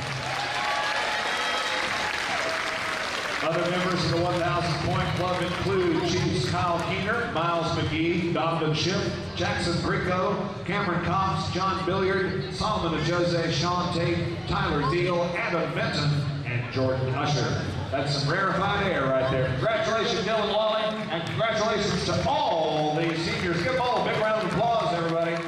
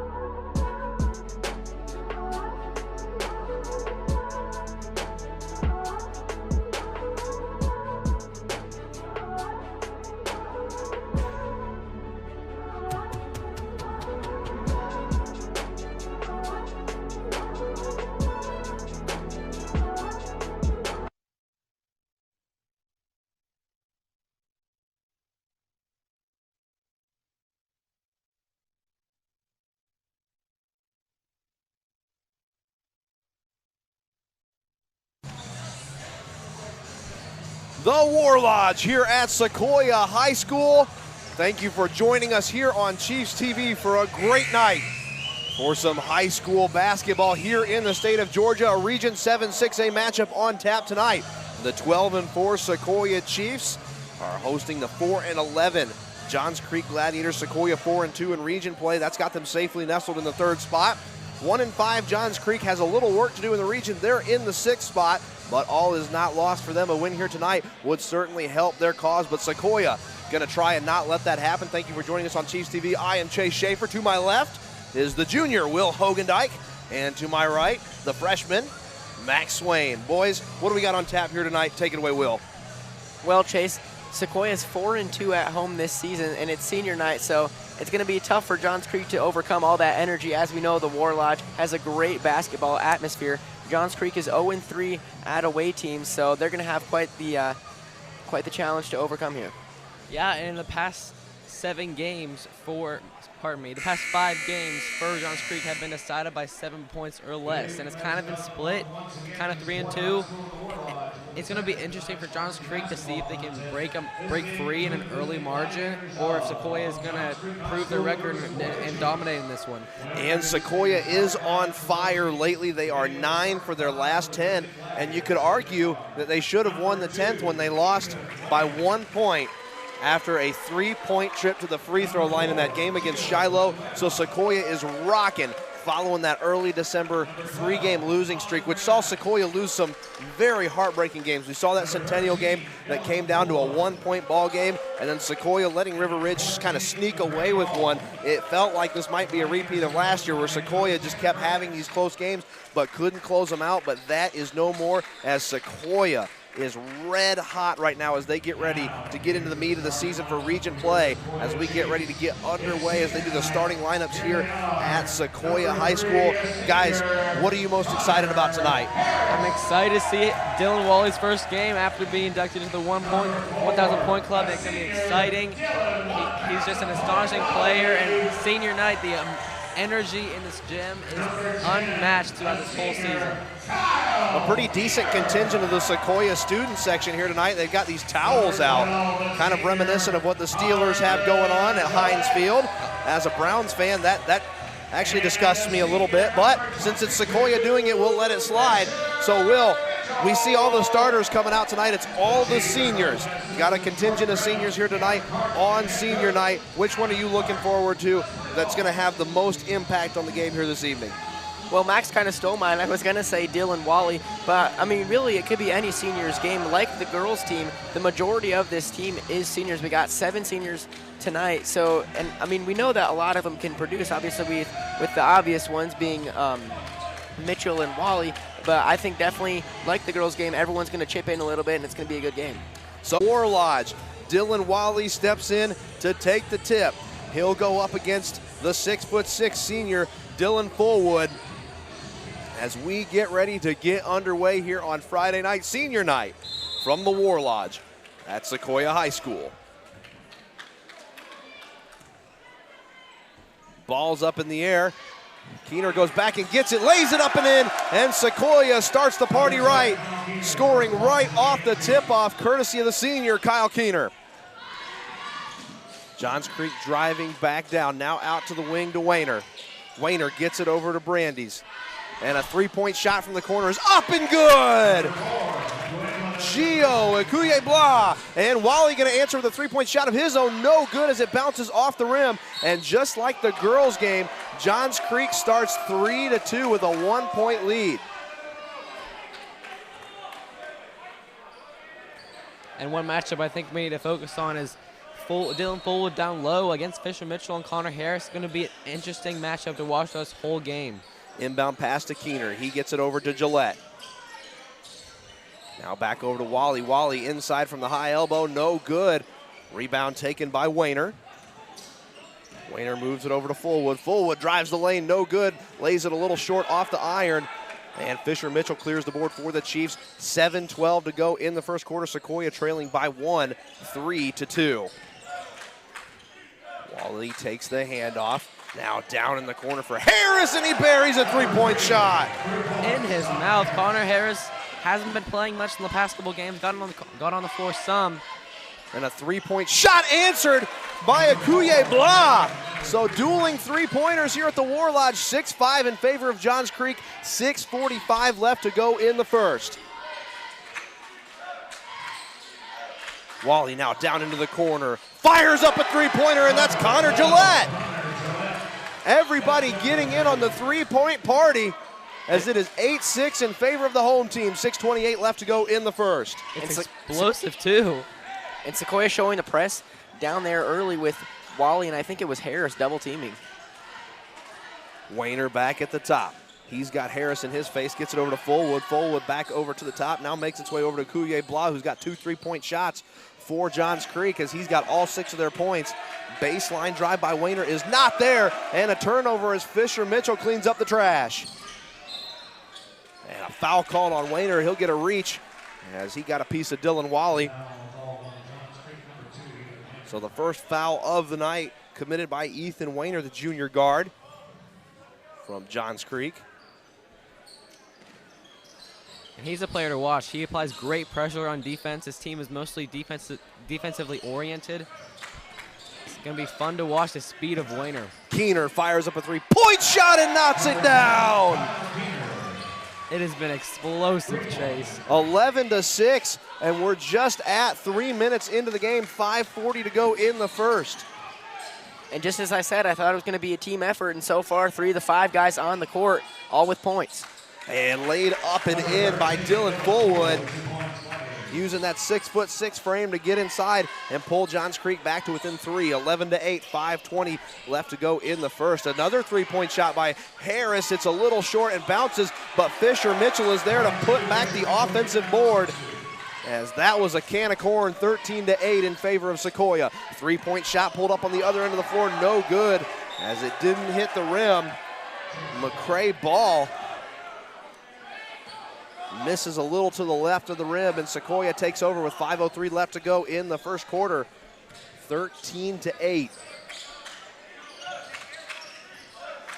Gillette picks up his dribble, fires it over to Keener, who has to make a big jump to get it. He fires a three-point shot, no good. Nobody there for the rebound, but McCray Ball picks it up for Johns Creek. He'll give it over to Fullwood. Fullwood now over the corner for Wayner, and he buries a three-point shot. And the Gladiators are not backing down. No matter their record, they're going to put up a fight. This Chiefs team is good this year, and they're sticking with them.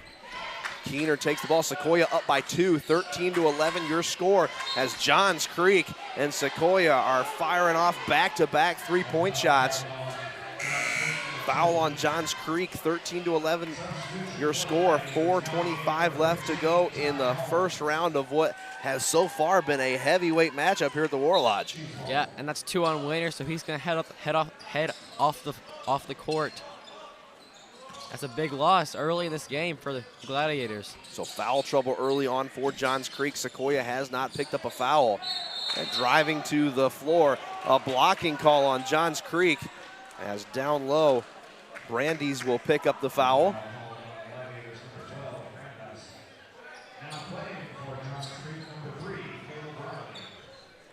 So Riley checks in for the Gladiators. Keener will inbound the ball for Sequoyah. Nice inside look to Fisher Mitchell, who kisses it off the glass and it falls in. 15-11 your score. 4:08 to go in the first, and Sequoyah's bringing pressure. Fouillon in the paint, lays it up and in as Fullwood with a nifty move to the basket, and it keeps it a 2-point game. 3:55 to go in the first. 15-13 your score. Wally with a nice move, fires up a three-point shot and buries it. 18-13, 3:45 to go in the first. Sequoyah applying pressure. Johns Creek gonna have to get across half court. Sequoyah Blah obliges and gets it over to the wing. Now down inside as the pass intended for Ty Holmes sails behind his back. Sequoyah takes back over on offense. 3:31 left to go in an 18-13 game. And I've been impressed how Johns Creek has been staying in this ball game.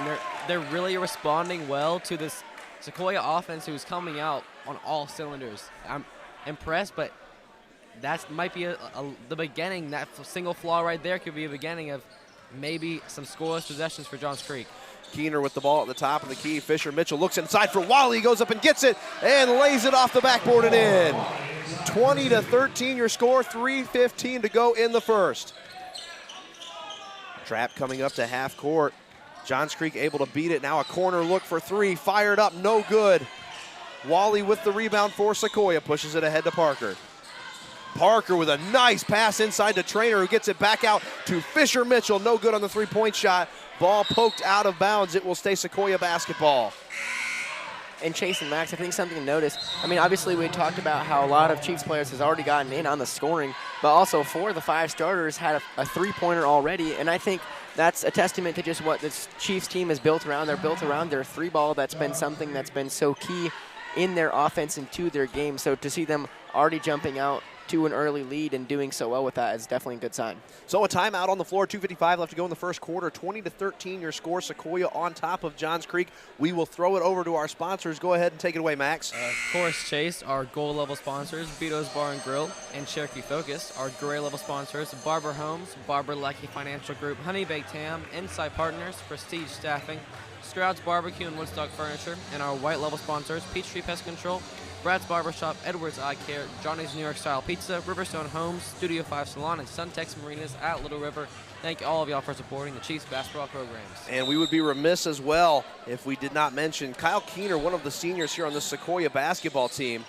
As he takes it, puts it up off the backboard. Kyle Keener's family suffered a loss as his grandfather passed away last weekend. Our condolences go out to the Keener family, and our thoughts and prayers are with you at this tough time.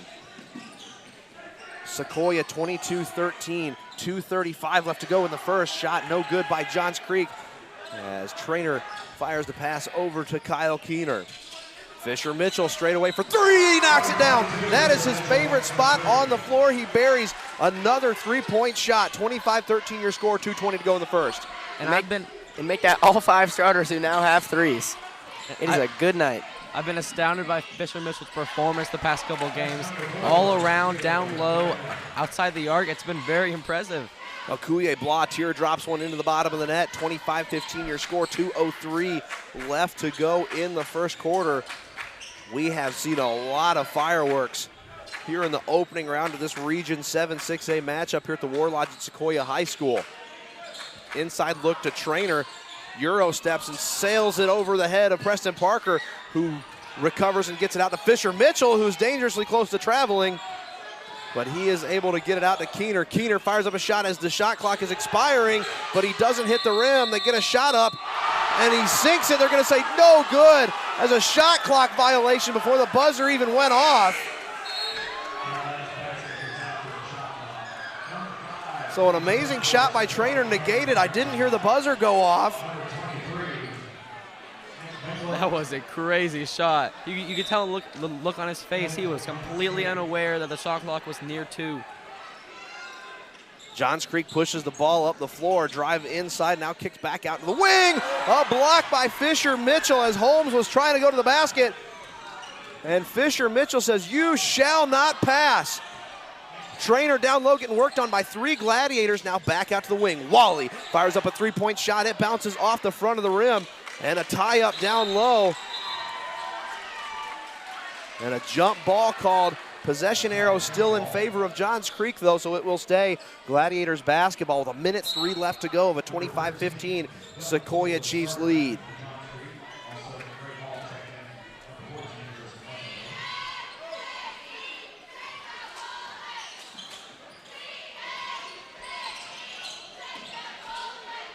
Johns Creek has to get across half court. They do. McCray Ball pulls up at the three-point line, picks up his dribble, fires it across court. Wide open look, not taken. Wayner back at the top. He drives in and has it swatted away again. Track meet for the Chiefs. Parker loses control of the ball, gets it back out to Wally. Now over to Mitchell. Wally takes it back at the top. Harrington. One-on-one with Riley. Ball makes its way back over to Wally. Wally, fadeaway jumper, no good. Rebound taken by Nick Venglik.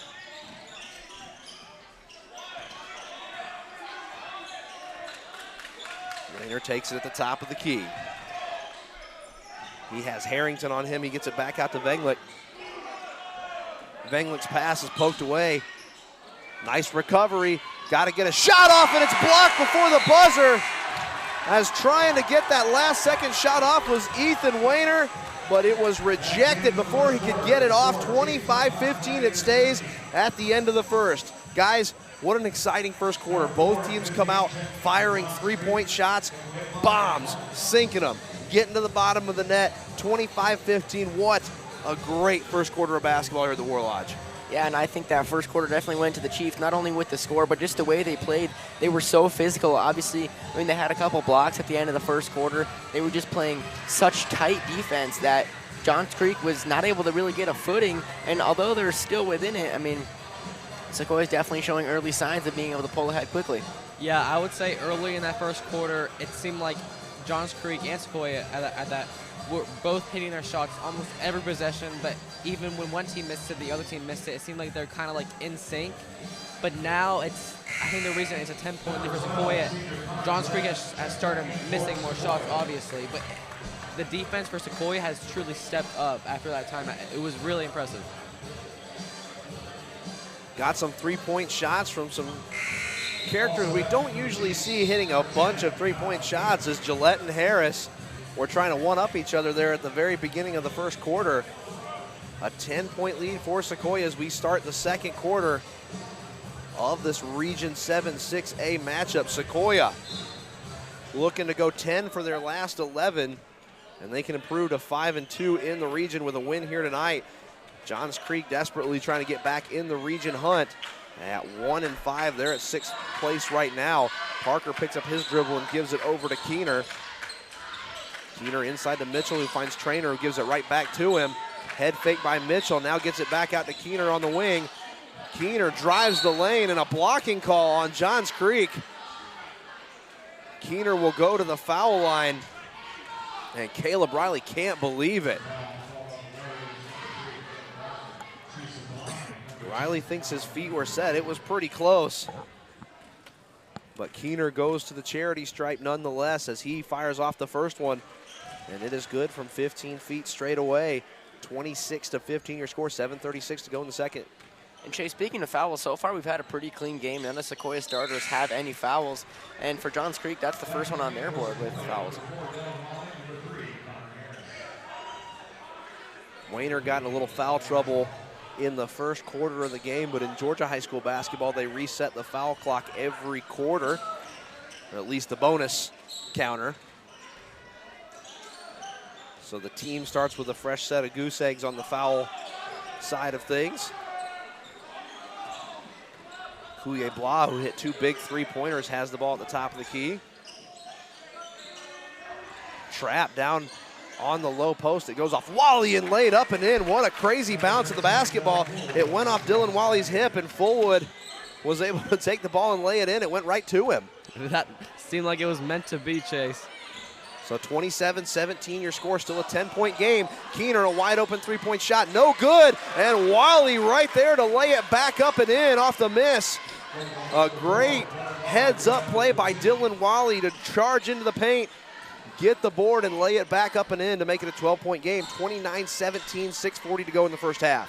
And that was really a heads-up play by Wally. He saw that that lane was open because everyone was so focused on Keener, and he was just able to take that and get the easy two-pointer. Ball back up top, finds its way over to Holmes, who has his pocket almost picked by Parker, by Preston Parker. Another inside look for Fullwood. Too much mustard on that one. It goes off the back of the rim. Long pass finds its way to Wally. Wally with some nifty moves, pulls up, gets it back over to Harris. Ball's tipped, finds its way over to Keener. Oh, a good look inside for Harris. He misses it. I'm not so sure it didn't get blocked. But a big missed opportunity there for the Chiefs. Still 29-17. Akuye Blah feeds Fullwood. Fullwood, no good as it rolls off the rim, out of bounds. And it will stay Johns Creek basketball. 29-17 your score, 5:51 left to go in the first half. Here on senior night at the War Lodge. Wide open look for Ball from the corner, goes off the side of the backboard. Parker tries to push it up the floor, but a good heads-up play there by Sequoyah Blah. Parker saw Dylan Wally just a fraction of a second too late, and Sequoyah Blah was able to poke that ball out of bounds. It will still be Sequoyah basketball, however. Mitchell on the inbound pass finds Keener. Keener to Parker. Inside look to Mitchell. Turnaround jumper, no good. Keener can't put it back.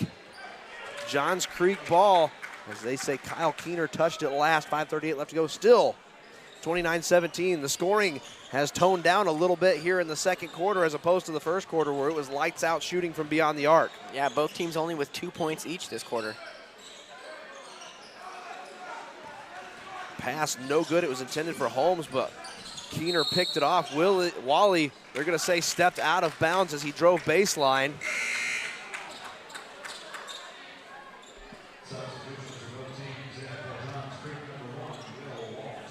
Trainer will check in for Sequoyah. And Walsh checks in for the Gladiators, picks up his dribble, kicks it over to Sequoyah Blah. Ball poked away by Parker. He's all by himself, and he lays it up and in. So points off a turnover is something you love to see as a coach. 31-17 your score.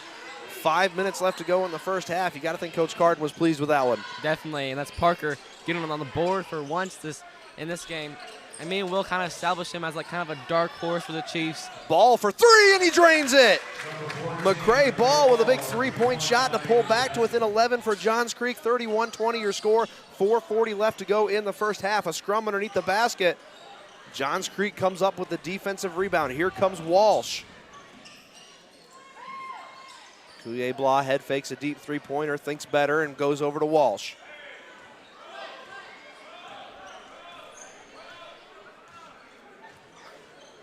Walsh taking his time, leaves it back for Sequoyah Blah. They play a little pitch and catch. McCray Ball, heat check, no good. As it clangs off the iron, offensive rebound for the Gladiators. Second attempt put up, not there.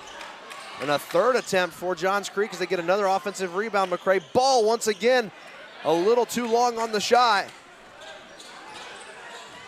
And Sequoyah very lucky to escape with no points there. Scored against them. Foul coming up against Johns Creek.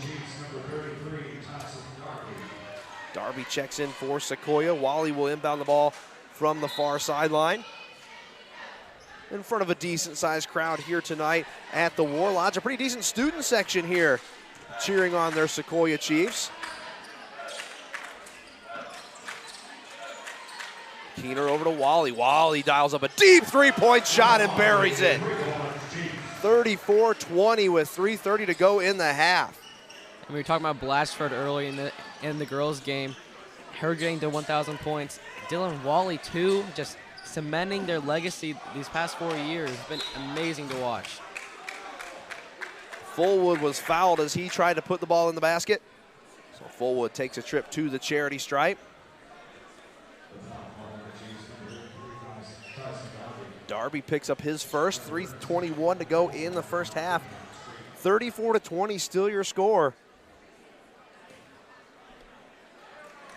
Fullwood too long on the first.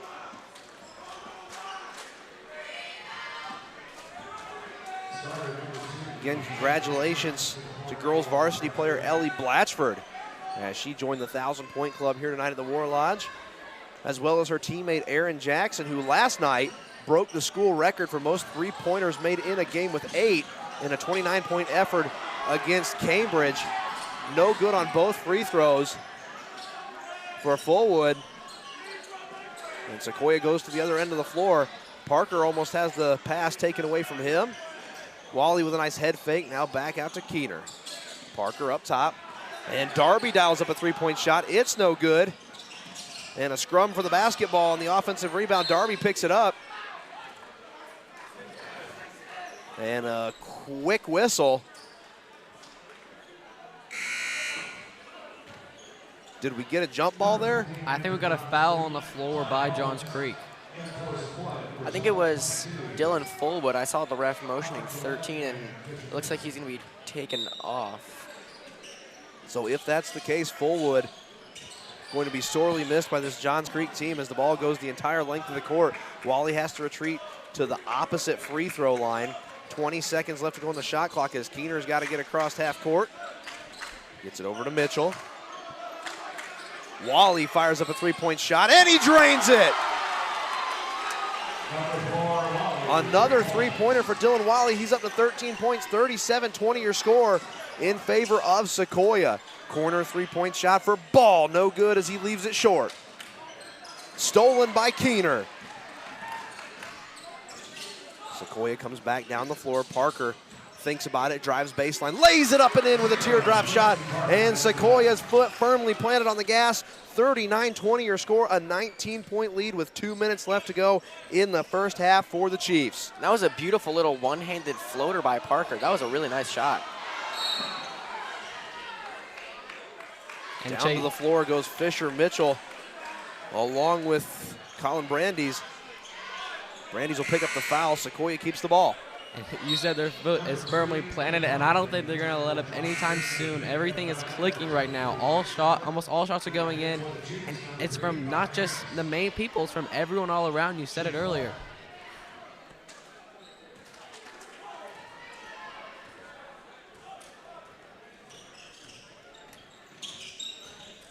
Keener with the basketball on the wing, picks up his dribble. Good inside look to Fisher Mitchell. And defense a little too aggressive by Venglik. And that's one thing that the players have to notice, that the refs are going to call that. So they have to be careful on their physicality down low. Even if you have the height difference from Nick Venglik to Fisher Mitchell, they're going to call it. You got to be careful.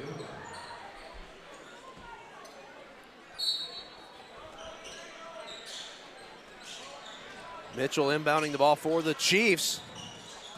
Just barely finds its way to Keener. Another 1,000-point club member. Parker dials up a three-point shot, no good.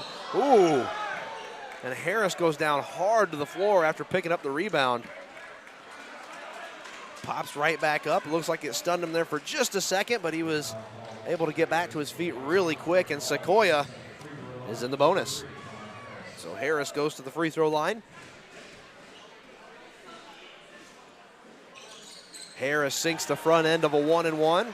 And that will make it a 20-point game. 40-20 here from the War Lodge. A minute 40 left to go in the first half as Sequoyah is all over Johns Creek.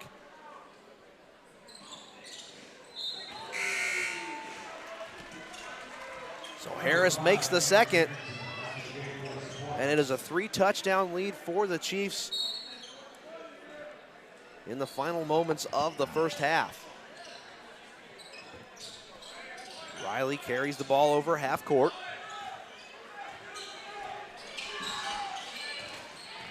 Sequoyah tried to trap at half court, wasn't there. Johns Creek able to weasel their way out of it. Ball with the ball. Ball drives the lane with the ball and lays the ball off, but the ball doesn't go in. Keener very careful there to not travel with the basketball as he watched it go off. And what a play to the basket by Harrington. That was a phenomenal move. I mean, it looked like that one defender was going to just hit that ball out of the park, but then he just scooped up under him. That was a really, really nice move. Under a minute to go, 52 seconds to go, 43-20 your score. As we're coming up on the conclusion of the first half, corner now down baseline is going to go up. No good by Venglik. And Dylan Wally tries to go to the basket. No good. And he's fouled on the way up. So his shot that went off the bottom of the backboard, he'll get another crack at it as he goes to the free throw line with 37 seconds left to go. That's 7 fouls in this quarter for Johns Creek. Johns Creek going to have to go back to the drawing board and clean up some of these foul problems as they go into the break. Yeah, and looking at the Sequoyah side, I mean, knock on wood, everyone on the floor still has 0 fouls. So Well, is that going to be the difference maker in this game? in that first quarter, you said it earlier that it was just kind of a clean game. I knocked on wood, and look what we got. Some more fouls for Johns Creek. Wally gets robbed by the rim on his first free throw attempt, stays 43-20. And the second one is good from 15 feet straight away. 44-20 your score, 37 seconds left to go in the first half as Wally has scored 2 touchdowns here as he's got 14 points. And he will go to the bench for the remainder of the first half, presumably. And Kyle Keener 1 away from double digits.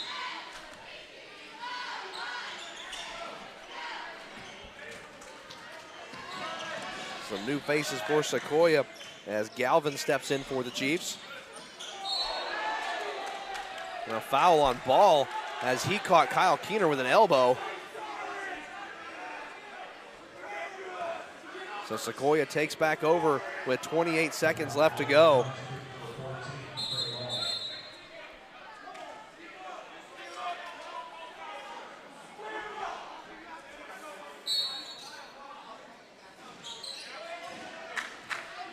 Keener takes the inbound pass, checks the clock. He's got 23 to go. 44-20 your score. Shot clock is off.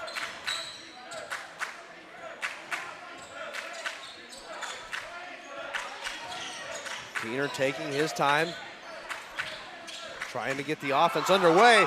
Nice move, and if he buries it, oh, what a move by Kyle Keener at the end of the half. The buzzer goes off, and Kyle Keener with a nasty crossover buries a 3-point shot to make it 47-20 to go into the break. What an ankle breaker there, Will. What a way to go into the locker room. I mean, there's no recovering from that. That just puts an exclamation point on that first half for the Chiefs. That was a great first half for the Chiefs. I don't know if I'm going to be able to recover, but what a first half that was for the Chiefs. We know it was really close in that first quarter. It was honestly fascinating that John Creek was able to make it that close with the fact that they only score 52 points per game, but we saw that offense explode for Sequoyah in the second quarter. Yeah, and the Chiefs scored almost 4 times, or more than 4 times as many points. They outscored them 22-5, so they really just locked up, I mean, all aspects of Johns Creek, and Johns Creek couldn't get anywhere. And I mean, they also let Sequoyah get into the bonus, so Sequoyah really, really had control of that second half. Well, and first half, excuse me. And Johns Creek came out of the locker room to start the game on fire. I mean, they were hitting 3-point shots and having a really good first quarter, so it was impressive to see Sequoyah hold them to 5 points to close out the second quarter. We're going to take a quick break. No, we're not. Max and Will are going to take quick breaks. You guys go get some water, take a break. We're going to be joined here in the booth by Sequoyah Lady Chiefs senior Amy Singh. And she talks about the game today and senior night and what it means to be a part of this Chiefs family here going into her final season. Guys, you go ahead and head out. I'll let Amy come up here into the booth.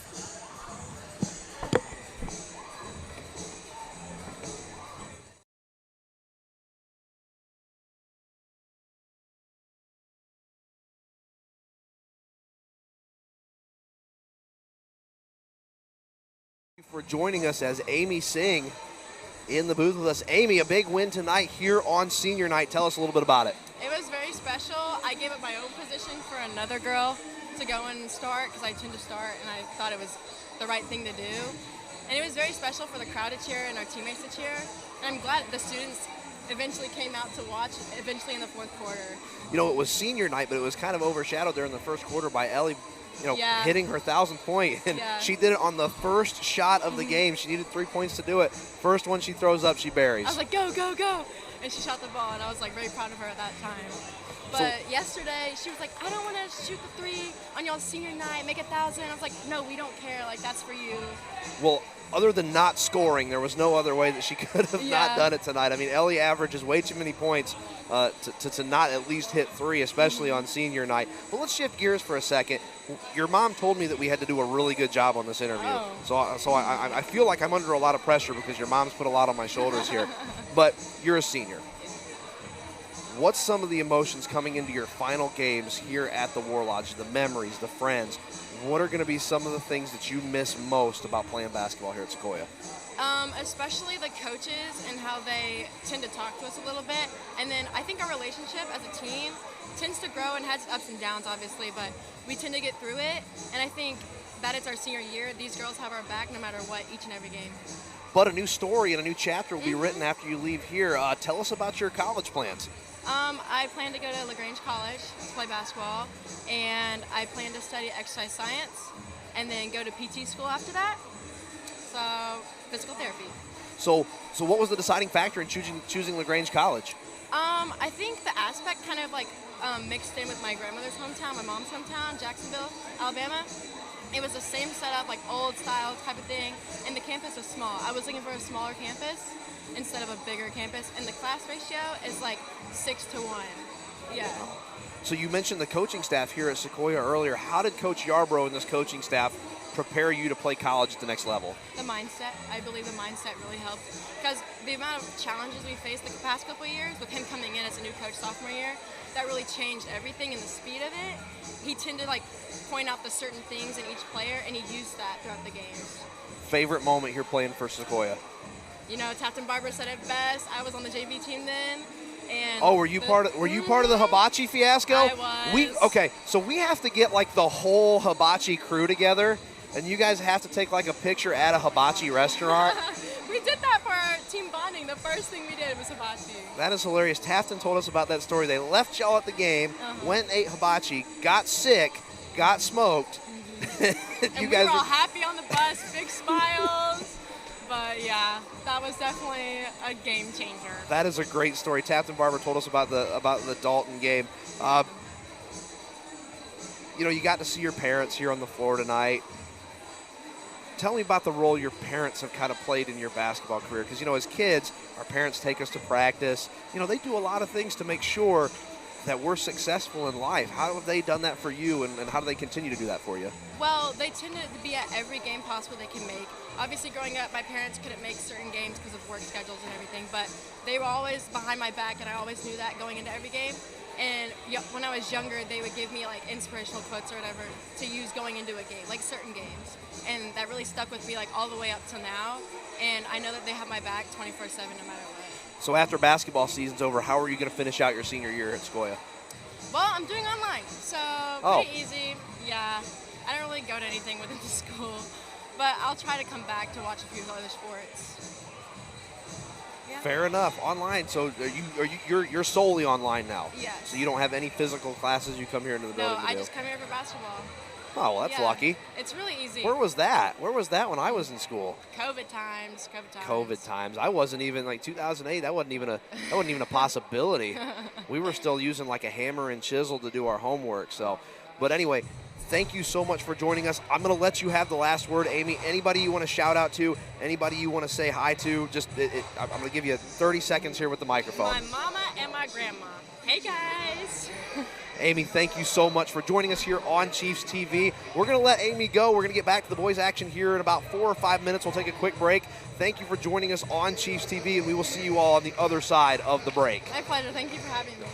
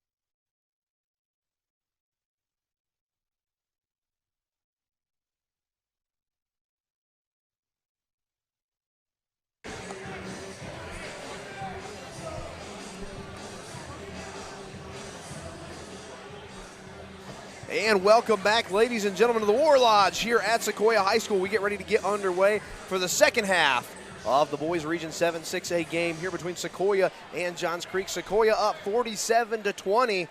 So we're going to go down the bench and let Max Swain, the freshman, take some play-by-play reps here. Max, you're going to go ahead and take us home, and me and will add some insightful and inspiring color commentary as we get ready to get underway here in the second half. Of course, Chase.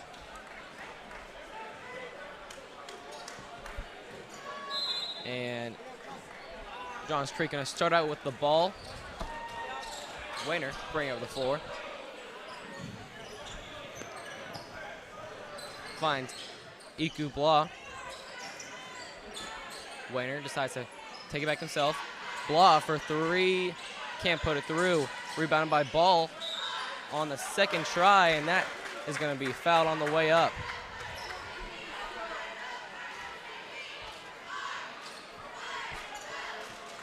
McCray Ball shooting 2 for the Gladiators. Foul on Cam Harrington of the Chiefs.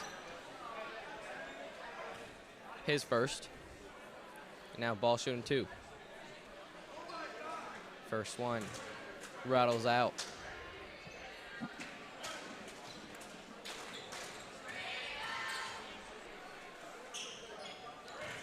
Nails the second one.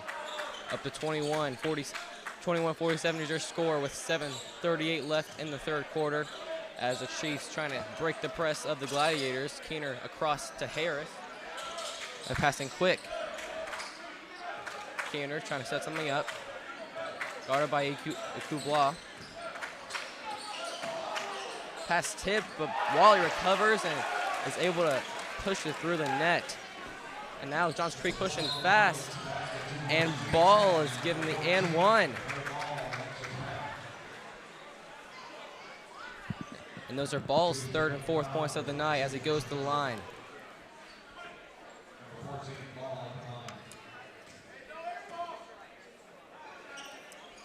And he makes this one too. Up to 24 now for the Gladiators. As the Chiefs break the press, but Harrington's trapped. Finds his way out. Harris down low with covered by Wayner, and that bobbles in. Yeah, nice turnaround jumper there by Connor Harris. He was in a little bit of trouble, but an athletic play there by Harris. Ball tipped away from Iku Blah, and the Chiefs. Wally for three. Spins its way out of the rim.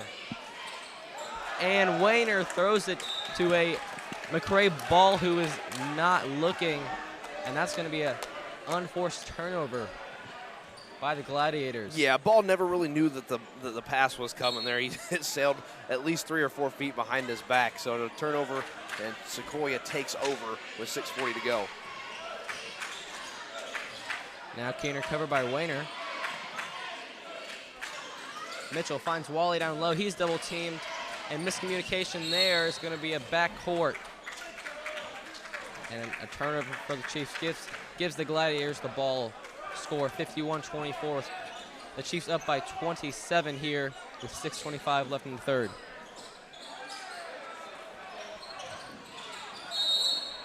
And Harrington called for a travel now. Chipped over his own feet. Gladiators ball under their own basket. Ball guarded heavily by Harrington. Kicks it over to Wayner. Inside to Fullwood. Now Iku Blah for three. Rebounded by Keener. And he's pushing up the floor. Attempted by Fullwood, but now Mitchell for two. Gophers out. And McCray Ball is going to be fouled on its way up on the other end of the floor. Fouled by Fisher Mitchell on that drive is Ball, and he will shoot two. 51-24 is your score with 5:48 left in the third as Ball sinks his first shot.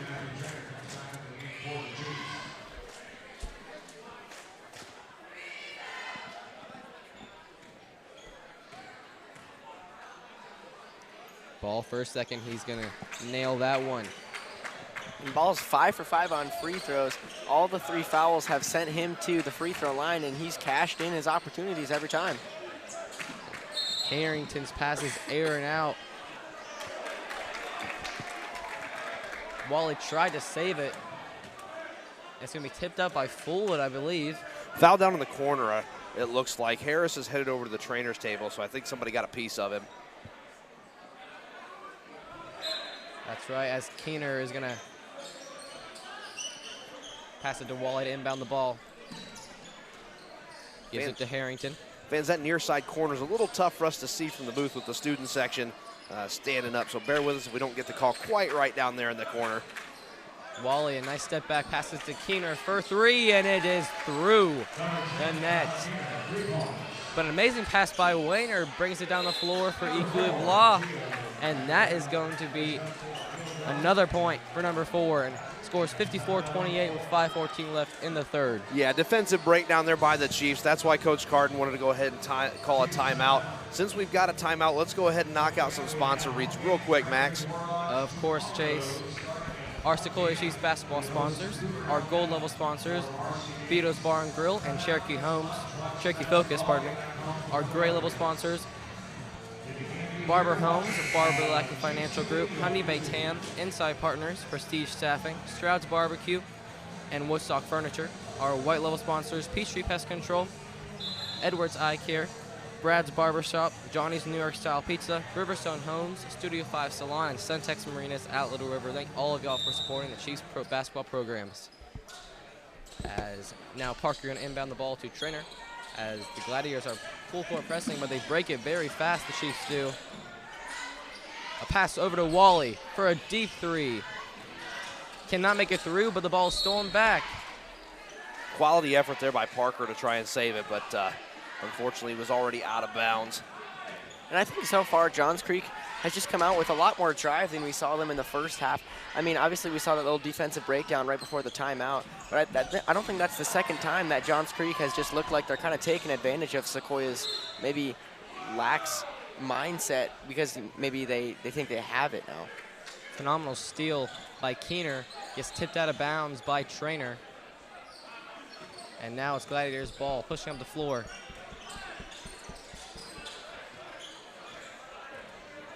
Clock rolling past 4:46 left in the third. 54-28 is your score here from the Warlords. Chiefs up. And beautiful drive by Sequoyah. And the lead is 24 now for Sequoyah, as they're continually breaking this press almost every possession. Keener finds Trainer down low, a nice spin move, and that is through. And those will be Trainer's first points of the night. And Keener and Parker try to go to pack that one from Ty Holmes, but he's going to count for the and one. You could hear them both slapping the backboard in an attempt to try and get that block, but ultimately Holmes will get the basket. And Ball and Sequoyah come off the floor for Johns Creek. And for the first time in this half, Ball is not at the free throw line. So we'll see if any other Johns Creek members can put some free throws on the board. And that is no good for Holmes. Mitchell kicks it back out to Keener. This full court press is once again broken. Connor Gillette found outside the arc for 3. Like money. But a nice drive by Holmes. Bounces off the front of the rim. And that's only Gillette's second shot attempt, but second 3, and he's at 6 points on the night. And Matthew Trainer not giving up, but he's going to be called for a foul. A little bit too aggressive there. And Chase and Max, something that I've been noticing, and that Max has mentioned a couple times, is that Johns Creek has really been putting the press on Sequoyah, and although Sequoyah's been able to break it a couple times, Johns Creek is playing their own, or Sequoyah's game against them, and it seemed to be working out pretty all right. As Wayner, a physical drive against Parker. Beautiful. And that just shows that Wayner has not been having the greatest night on the scoring end, but he has just been a phenomenal player. Ooh. Keener fouled on the drive. by Dylan Fullwood. The Chiefs up 59-34 in the third quarter with 5:19 left as Keener heads to the line. Tries to make it past 60. And Max and Chase, Johns Creek is in the bonus. So that's definitely going to be a factor that could help Johns Creek kind of chip away at this lead that Chiefs have been building up. And he sticks the first shot. 60-34 is your score. Chiefs up. There is the second one. Mitchell coming off the floor for Harris on the Sequoyah side of things. As Ball will try to pass it in for the Gladiators through this nasty Sequoyah pressure. Weiner guarded by Parker. Fullwood looking for an outlet.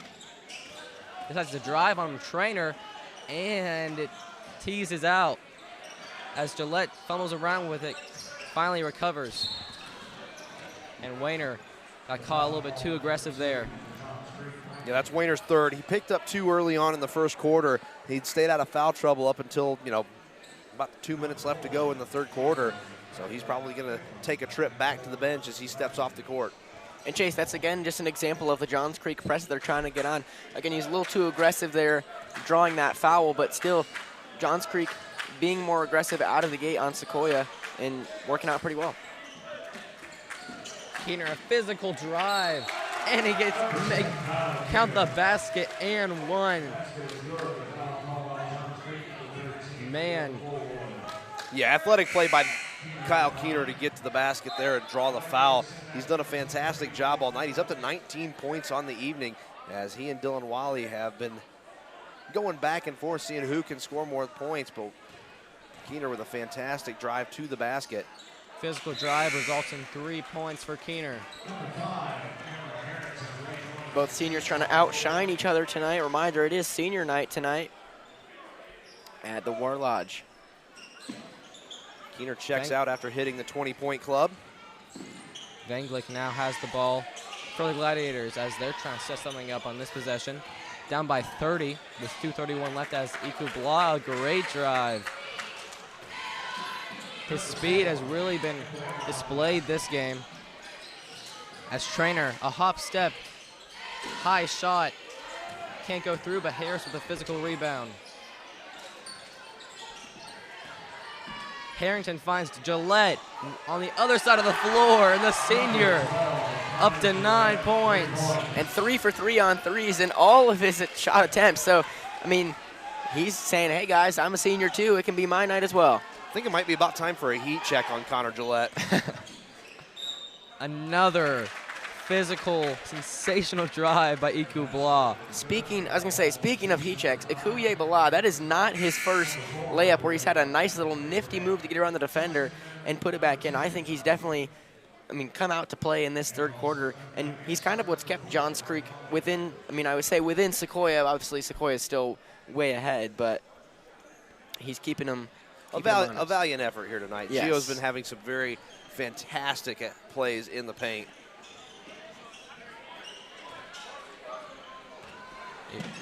Flexible rebound by Trainer. Kicked out for attempted 3. Can't put it through by Gillette. But it's going to be a foul on the floor. On Nick Vanglik. And now Keener trying to pass it in. And he's called for 5 seconds, so unforced turnover gives the Gladiators the ball. 67-38 is your score in the third quarter with 1:41 left in the third.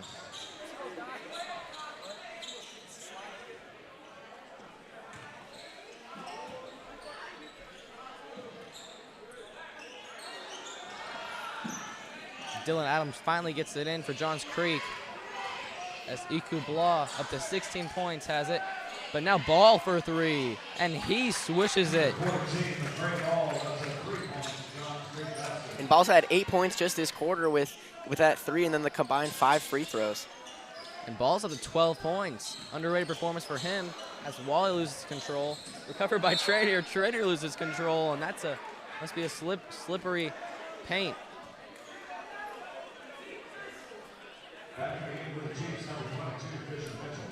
Fouls on Dylan Fullwood, fouling Trainer. As the Chiefs have the ball under the goal. Keener has it now the top of the court, guarded by Riley. Goes for the drive, and he is too short on that one. But it's rebounded by Harris. Gillette thought about it. Keener setting something up. Guarded by Riley once again. Harris finds Wally, cross court. The clock ticking past 50. Gillette, a fake for three, and I think he needed that heat check. But it's rebounded by Harris, an amazing tip, and Wally goes up for the and one.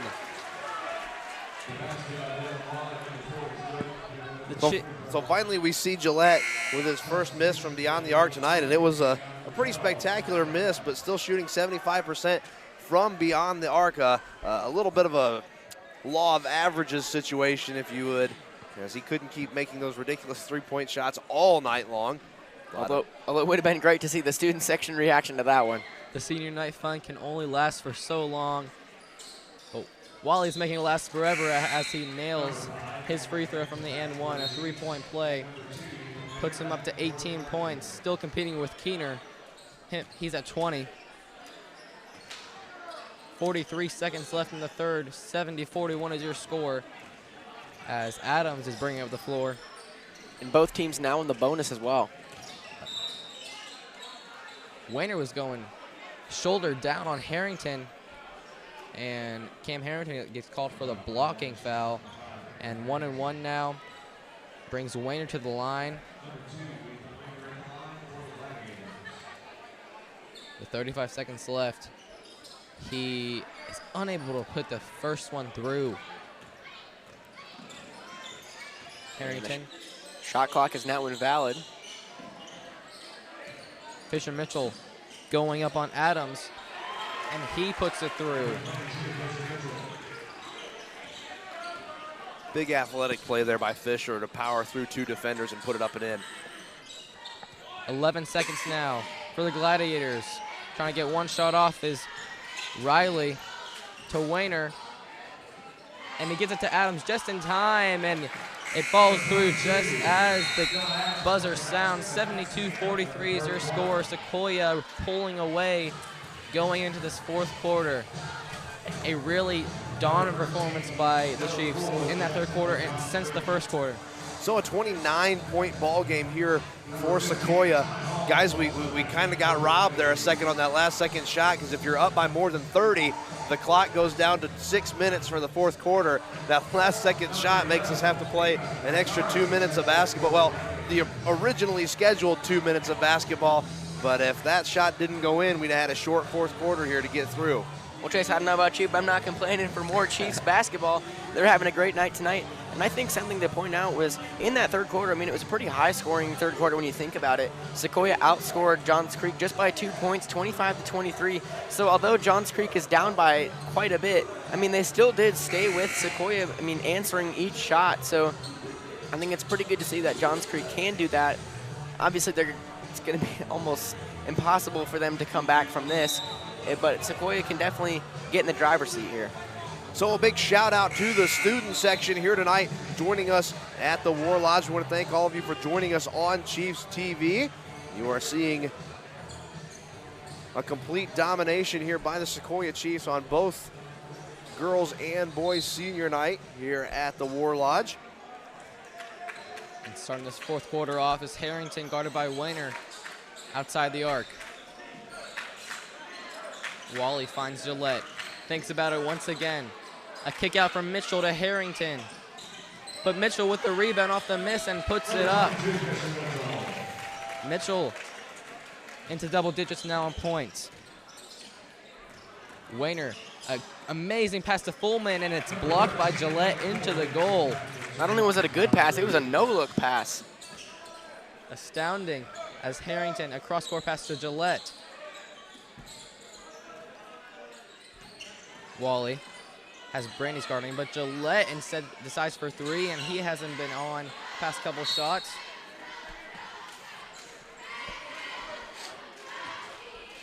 And Colin Brandeis is going to be called for the foul against Cam Harrington.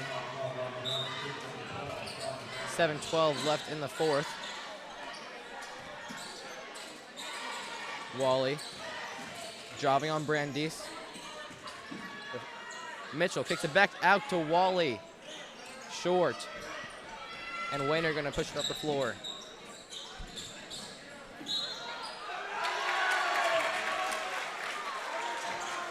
A charge called by Connor Gillette, and he takes it.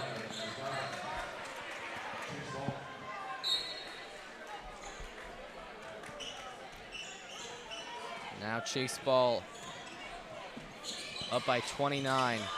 Foul was committed by number 11. We don't have a number 11 listed on the roster. Carrington looking for an outlet somewhere, finds Wally at the top of the key. Mitchell to Gillette. Wally, patented step back. Does not fall. Wally to Harrington, a long possession for the Chiefs here. Wally thought about it, instead of physical drive. And he's going up, he's going to the line for 2 now. Foul on Caleb Riley of the Gladiators with 6:17 left in the 4th quarter. Chiefs up 74-45.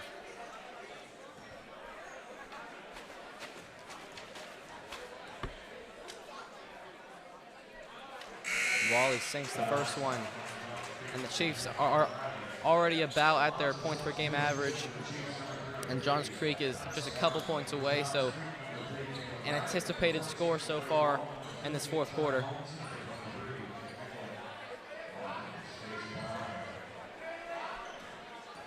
Up by 30 now as Wally attempts his second. And that'll have Wally tied with Keener for 20 points on the night. So both of them having a very desirable senior night so far. Wally coming off that 1,000-point, well, not 1,000-point game, but the game in which he reached 1,000 points. Denglick gives it to Ikui Blah. Fullwood thinks about a 3 instead of a long 2, and he gets stuck between the rim. Jump ball gives the ball to the Gladiators.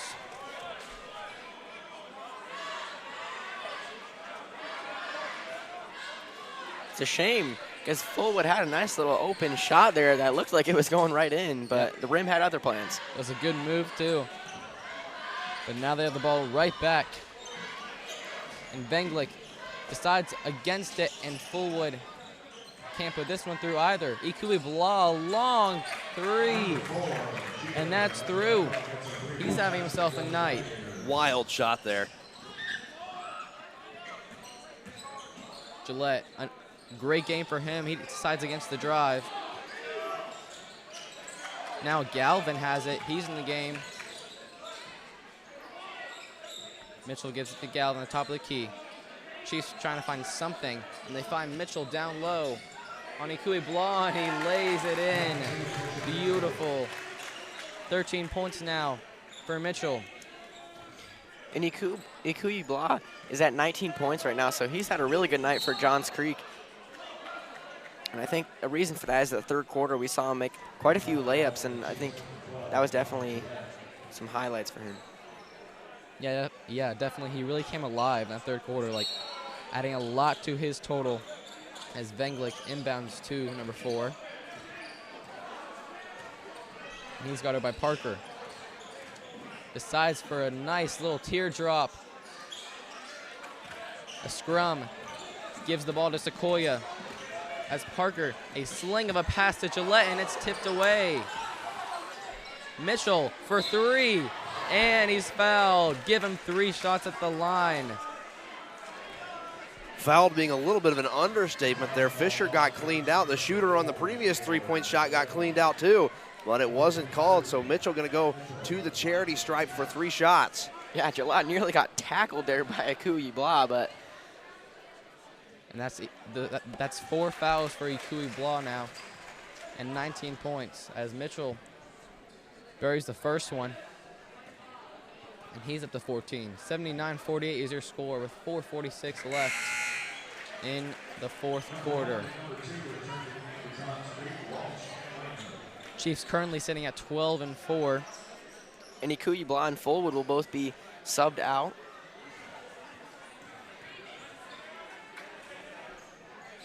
Mitchell, second shot bounces out, but Darby's on the floor to fight for it.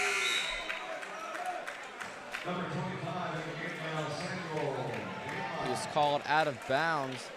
That's going to be McCray ball passing it in for the Gladiators now.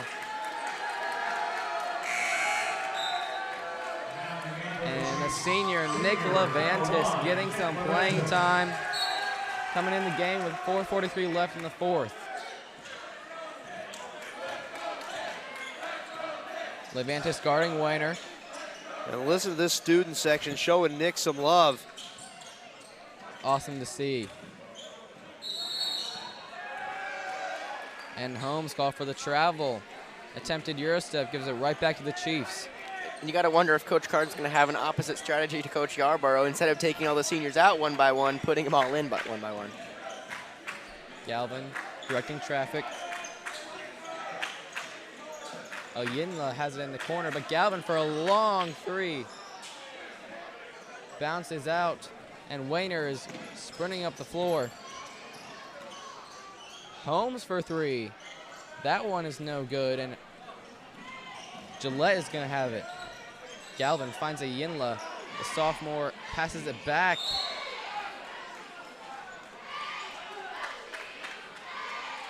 I think he's going to be called out of bounds by Galvin.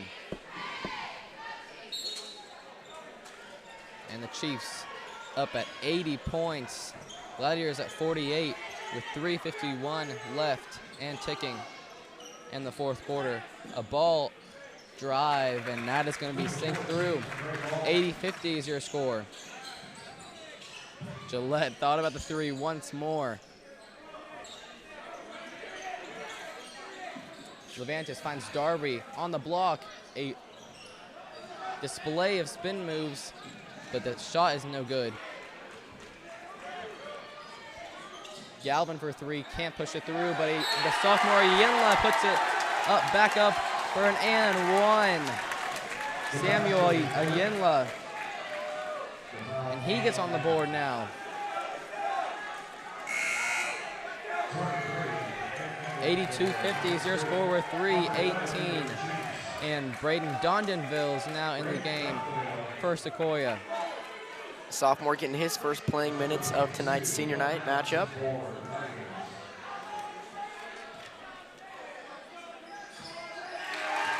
And Oyinla makes it through. 83-50 is your score. Weiner has it. Now Walsh, top of the key, guarded by Dondonville. He's going all out. And it's tipped off by the rebound. Dondonville gives it to the Gladiators.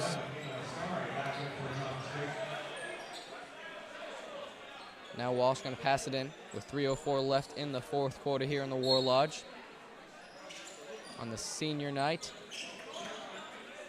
Dominated by Chiefs as Walsh attempts a three. Bounces out, and Oyinla, good rebound there. And the Chiefs have the ball. A little mishap on the pass there with 2:46 left in the fourth. Another errant pass is going to end up in a jump ball and stay at Sequoiah's side. 83-50 is your score with 2:41 left in the fourth. Levantis for three, and the student section is jumping around.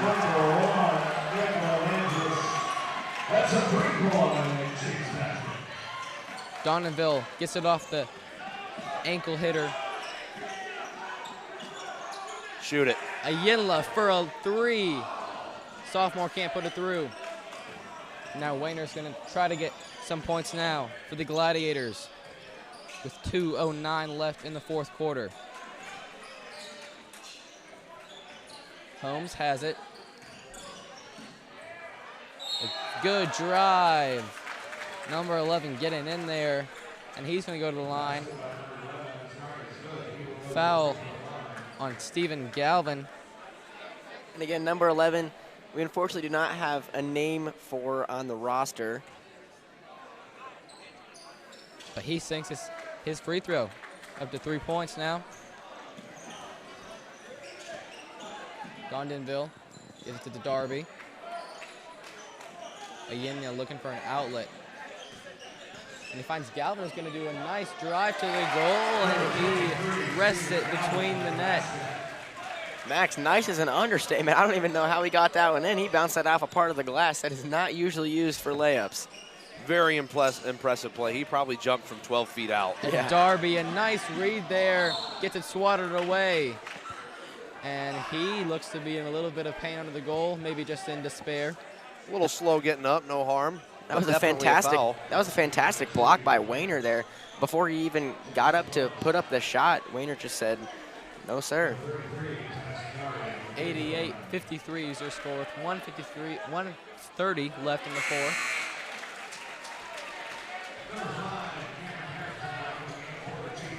As Darby looks to be in pain at the line, maybe just tired, not looking 100%. Made the first one, second one rims out. Wayner hands it off to Walsh. And he's guarded heavily by Donovanville. He's playing all out, getting some minutes, the sophomore is. A beautiful pass to Holmes, who's going to take it and fake 3 people out. And finally give it to Adams, who sinks it. 89-55 with exactly 1 minute left. With that last foul, Sequoyah will go into the bonus. Not that it matters a ton with only a minute left, but. Donovanville for 3. And the student section once again is going cray-cray. Max, I don't know if there's a single player on the Sequoyah team who hasn't scored yet. Everyone's gotten in on it. I believe that might have been a technical foul on, it seems to be Ty Holmes of Johns Creek, and it gets Tyson Darby to the line. And it is getting a little petty here at the War Lodge as the student section giving Johns Creek what for? Galvin gonna shoot them now for Sequoyah with 48.5 seconds left in the fourth quarter. Seems to be all but over, especially with these free throws here. And it seems we've drawn the ire of the principal as he's making his way back behind the student section. As we'll see if he gets these Chiefs in line.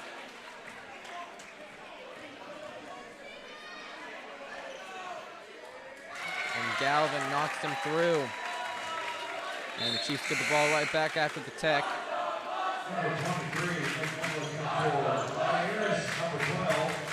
Student section chanting on as the Chiefs are up by 39 points. As the clock ticks past 40. Oh, you gotta love high school sports. Galvin for 3, and that is good. Can we get 100 points? We've got 30 seconds to find out. No shot clock. Johns Creek can hold on to the ball and let it come out. Let the time run out. 97-55 your score. Could be 100 with 3 left. But as you said, Chase, the shot clock is out. What a senior night this could be. Man, these underclassmen are really showing out, though. I mean, they're just draining threes. They're playing really, really well. It seems like they're trying to score. Oh, packed away by Darby, and he's going to be called for the foul. Probably hit him with his body there. Ref's always going to call that. And Venglet's going to go to the line now.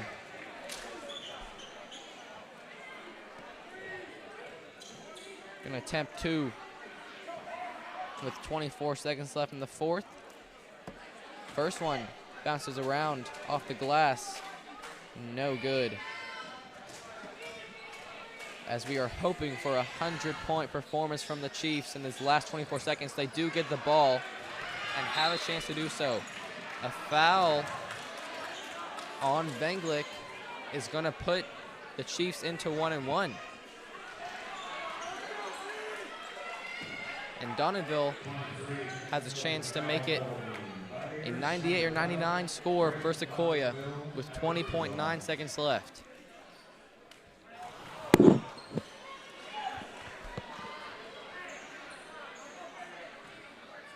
Unable to put the first one through.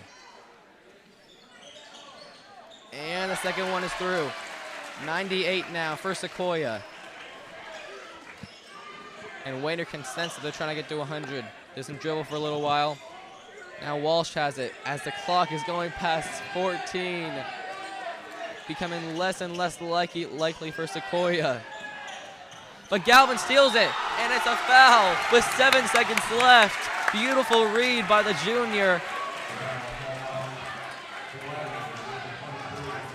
And the foul's called on Nick Venglik once again. And Galvin has a chance with these 2 free throws to put it up to triple digits. 7 seconds remaining. Can Sequoyah put on their 100 burner against the Gladiators?